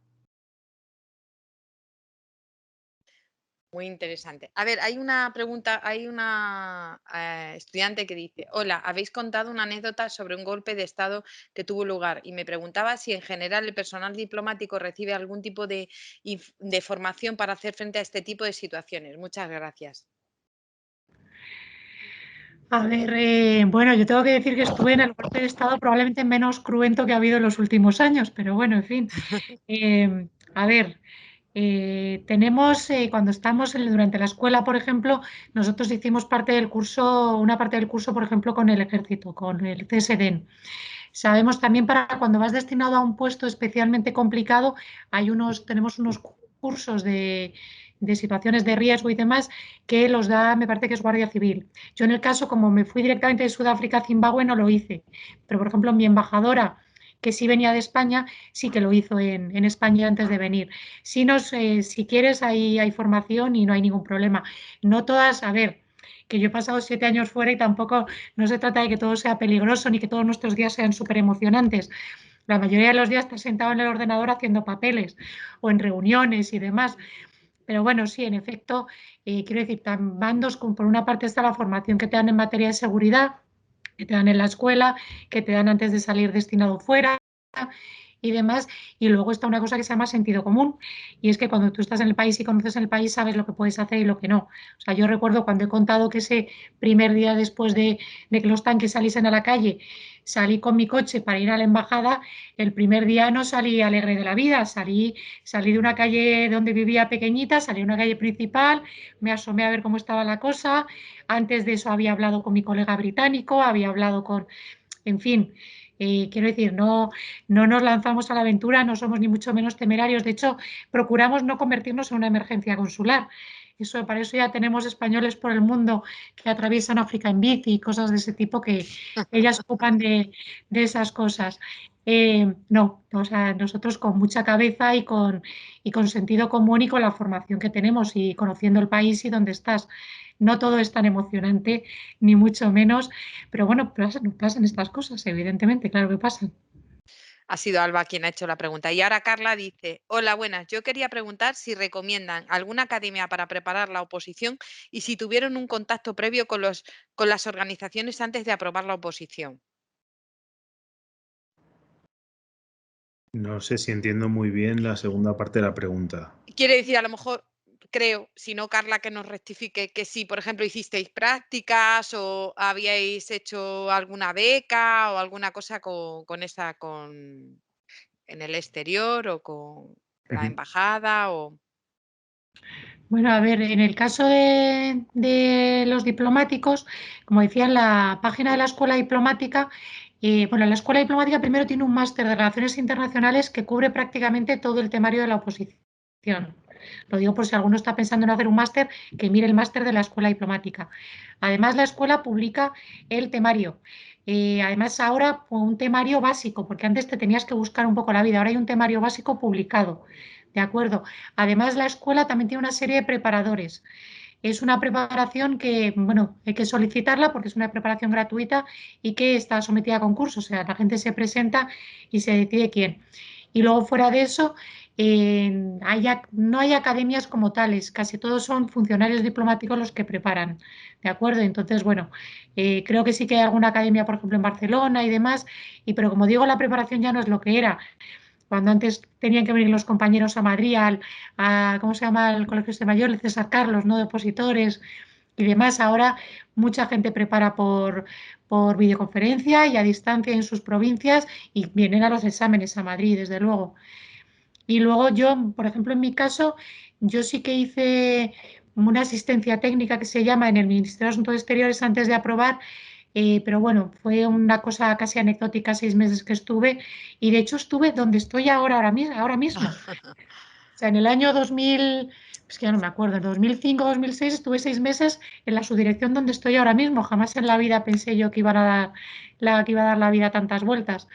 Y bueno, simplemente como la mía fue en medio de la oposición, el año aquel que estuve enferma y no pude opositar como tal, lo que hizo fue reafirmar lo que yo sabía, era que quería entrar aquí. Muy bien. En el caso de oposiciones para la Unión Europea, deciros, no hay unas academias todavía especializadas, pero observamos que cada vez las academias más conocidas, más tradicionales, están incluyendo esas posibilidades, sobre todo de los test de preselección, test de razonamiento verbal, numérico y abstracto. Unas pruebas que hay que saber hacer, aparte de tener suerte, pero hay que entrenarse mucho. Nosotros, como decía, hacemos una serie de actividades de orientación en las últimas fases y en la red encontraréis mucha formación online que recomiendo. La formación online porque los exámenes se hacen de manera remota, con lo cual estudiar con plataformas que permiten hacer los ejercicios en simulaciones en ordenador es muy práctico. Lo encontraréis en la red, tanto empresas españolas como no españolas, porque el examen es el mismo. En el caso del resto de organizaciones internacionales, bueno, pues 180 con las que trabajamos, 180 maneras de contratar a gente. Entonces, no es como una oposición española. Se parece más a un proceso de selección, en la mayoría de ocasiones, un proceso de selección de una empresa privada. Sí es verdad que en el sistema de Naciones Unidas, que lo decía María José, la persona que hablaba en el vídeo, hablaba de examen nacional competitivo. Es precisamente una especie de oposición para entrar en el sistema de Naciones Unidas como funcionario. Sin embargo, está abierto a aquellos países que están infrarrepresentados en el sistema. España dejó de estarlo hace unos cuantos años y por lo tanto no está abierto esta vía para los nacionales españoles. Y para otros estados habría que comprobar en función de la nacionalidad de cada uno, pero no para los españoles. Por lo tanto, el acceso a un nivel P1, que es el nivel más bajo para el que no se requiere experiencia previa, pues habitualmente no ocurre en el sistema de Naciones Unidas, que como español va a ser difícil acceder. En otras organizaciones internacionales a ese nivel sí se puede acceder. Pero no hay preparaciones. Yo creo que es importante ir viendo las vacantes, ir viendo qué perfiles se adecúan o cómo se adecúa el perfil de cada uno a la vacante que va saliendo y presentarse. O sea, una vez uno tiene claro que quiere hacerlo, ir presentándose a las cosas. Aunque a lo mejor no sea exactamente 100% lo que uno quiere, pero ir viendo cómo funciona. Ir teniendo esa experiencia de a lo mejor no pasar una fase, pero sí pasar la fase en otro proceso de selección, poder llegar a enfrentarte a lo mejor a un examen de conocimiento o incluso a una entrevista, porque no va a ser un fracaso que a uno no le seleccionen, sino que va a ser un aprendizaje para poder enfrentarse con mayor garantía a competir por las plazas siguientes que vayan saliendo y que a uno le interesen. Coincido con Juan, inscribiros tanto en el boletín de la Unidad de Funcionarios Internacionales como el de Profesionales UE por fidelizar vuestro interés, saber cómo está el mercado, aunque no os presentéis ahora, y bueno, incluso presentaros solamente para ver cómo son los ejercicios, para ver lo que supone el contacto con otros opositores, para aprender a hacer las pruebas de selección. Y por eso mismo son tan importantes lo que hablábamos César y yo de las competencias.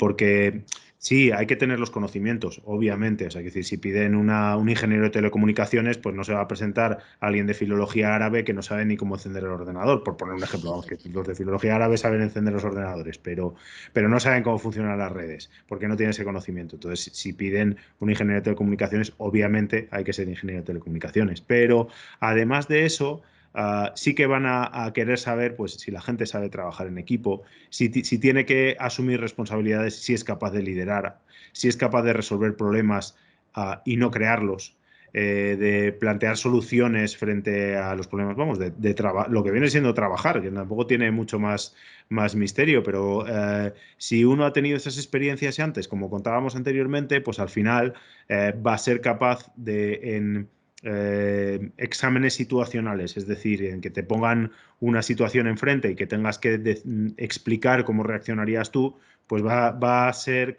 el candidato o la candidata capaz de reaccionar de la manera que se espera que reaccionen para poder cumplir con los objetivos, hacer el trabajo que se está pidiendo, que es básicamente de lo que se trata. Perdón, únicamente quería también añadir, que no lo expliqué antes, que aparte de trabajar en las instituciones europeas, existe un mundo alrededor de las instituciones europeas que es casi Unión Europea también. Despachos de abogados, empresas, lobbies, ONGs, partidos políticos alrededor de las uniones europeas y se nutren muchas veces de becarios que han tenido una experiencia en las instituciones europeas, con lo cual es una salida profesional paralela a trabajar en las instituciones europeas, pero muy interesante. Sí. Bueno, Carla ha confirmado que se refería a eso, a ver si habíais tenido experiencias anteriormente. Bueno, creo que no hay ninguna pregunta más. Al final ha sido extensa la ponencia, pero muy interesante porque ahí están los estudiantes escuchando y se han mantenido pendientes.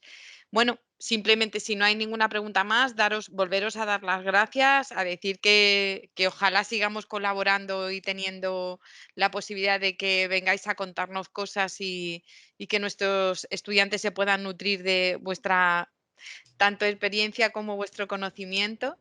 Y nada, que ha sido un verdadero placer, ha sido un verdadero placer pasar estas 2 horitas con vosotros. O sea que sí que lo que hemos dicho, cuando lo tengamos enmaquetado el vídeo, os lo pasaremos para que lo veáis. Y luego, pues eso, César, la información que has pasado, pues o me la pasas a mí o como quieras Sí. y yo la difundo entre los alumnos que han asistido. ¿De acuerdo? Muy bien, perfecto. Pues nada, que os vaya muy bien, que muchas gracias, y que esta es vuestra casa, que cuando queráis aquí estamos. O sea que un placer, de verdad. Muchísimas gracias. Muchas Gracias gracias, a Concha. vosotros.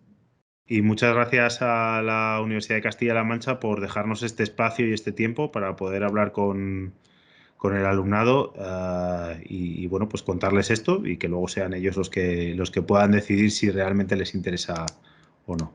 Y estamos, por supuesto, a disposición, principalmente César y yo, o sea, nuestras unidades, que se pueden encontrar en Internet, por si alguien se quiere dirigir directamente a nosotros, encantados de hablar con ellos y de tratar de resolver lo que podamos y sepamos. Pues muy bien.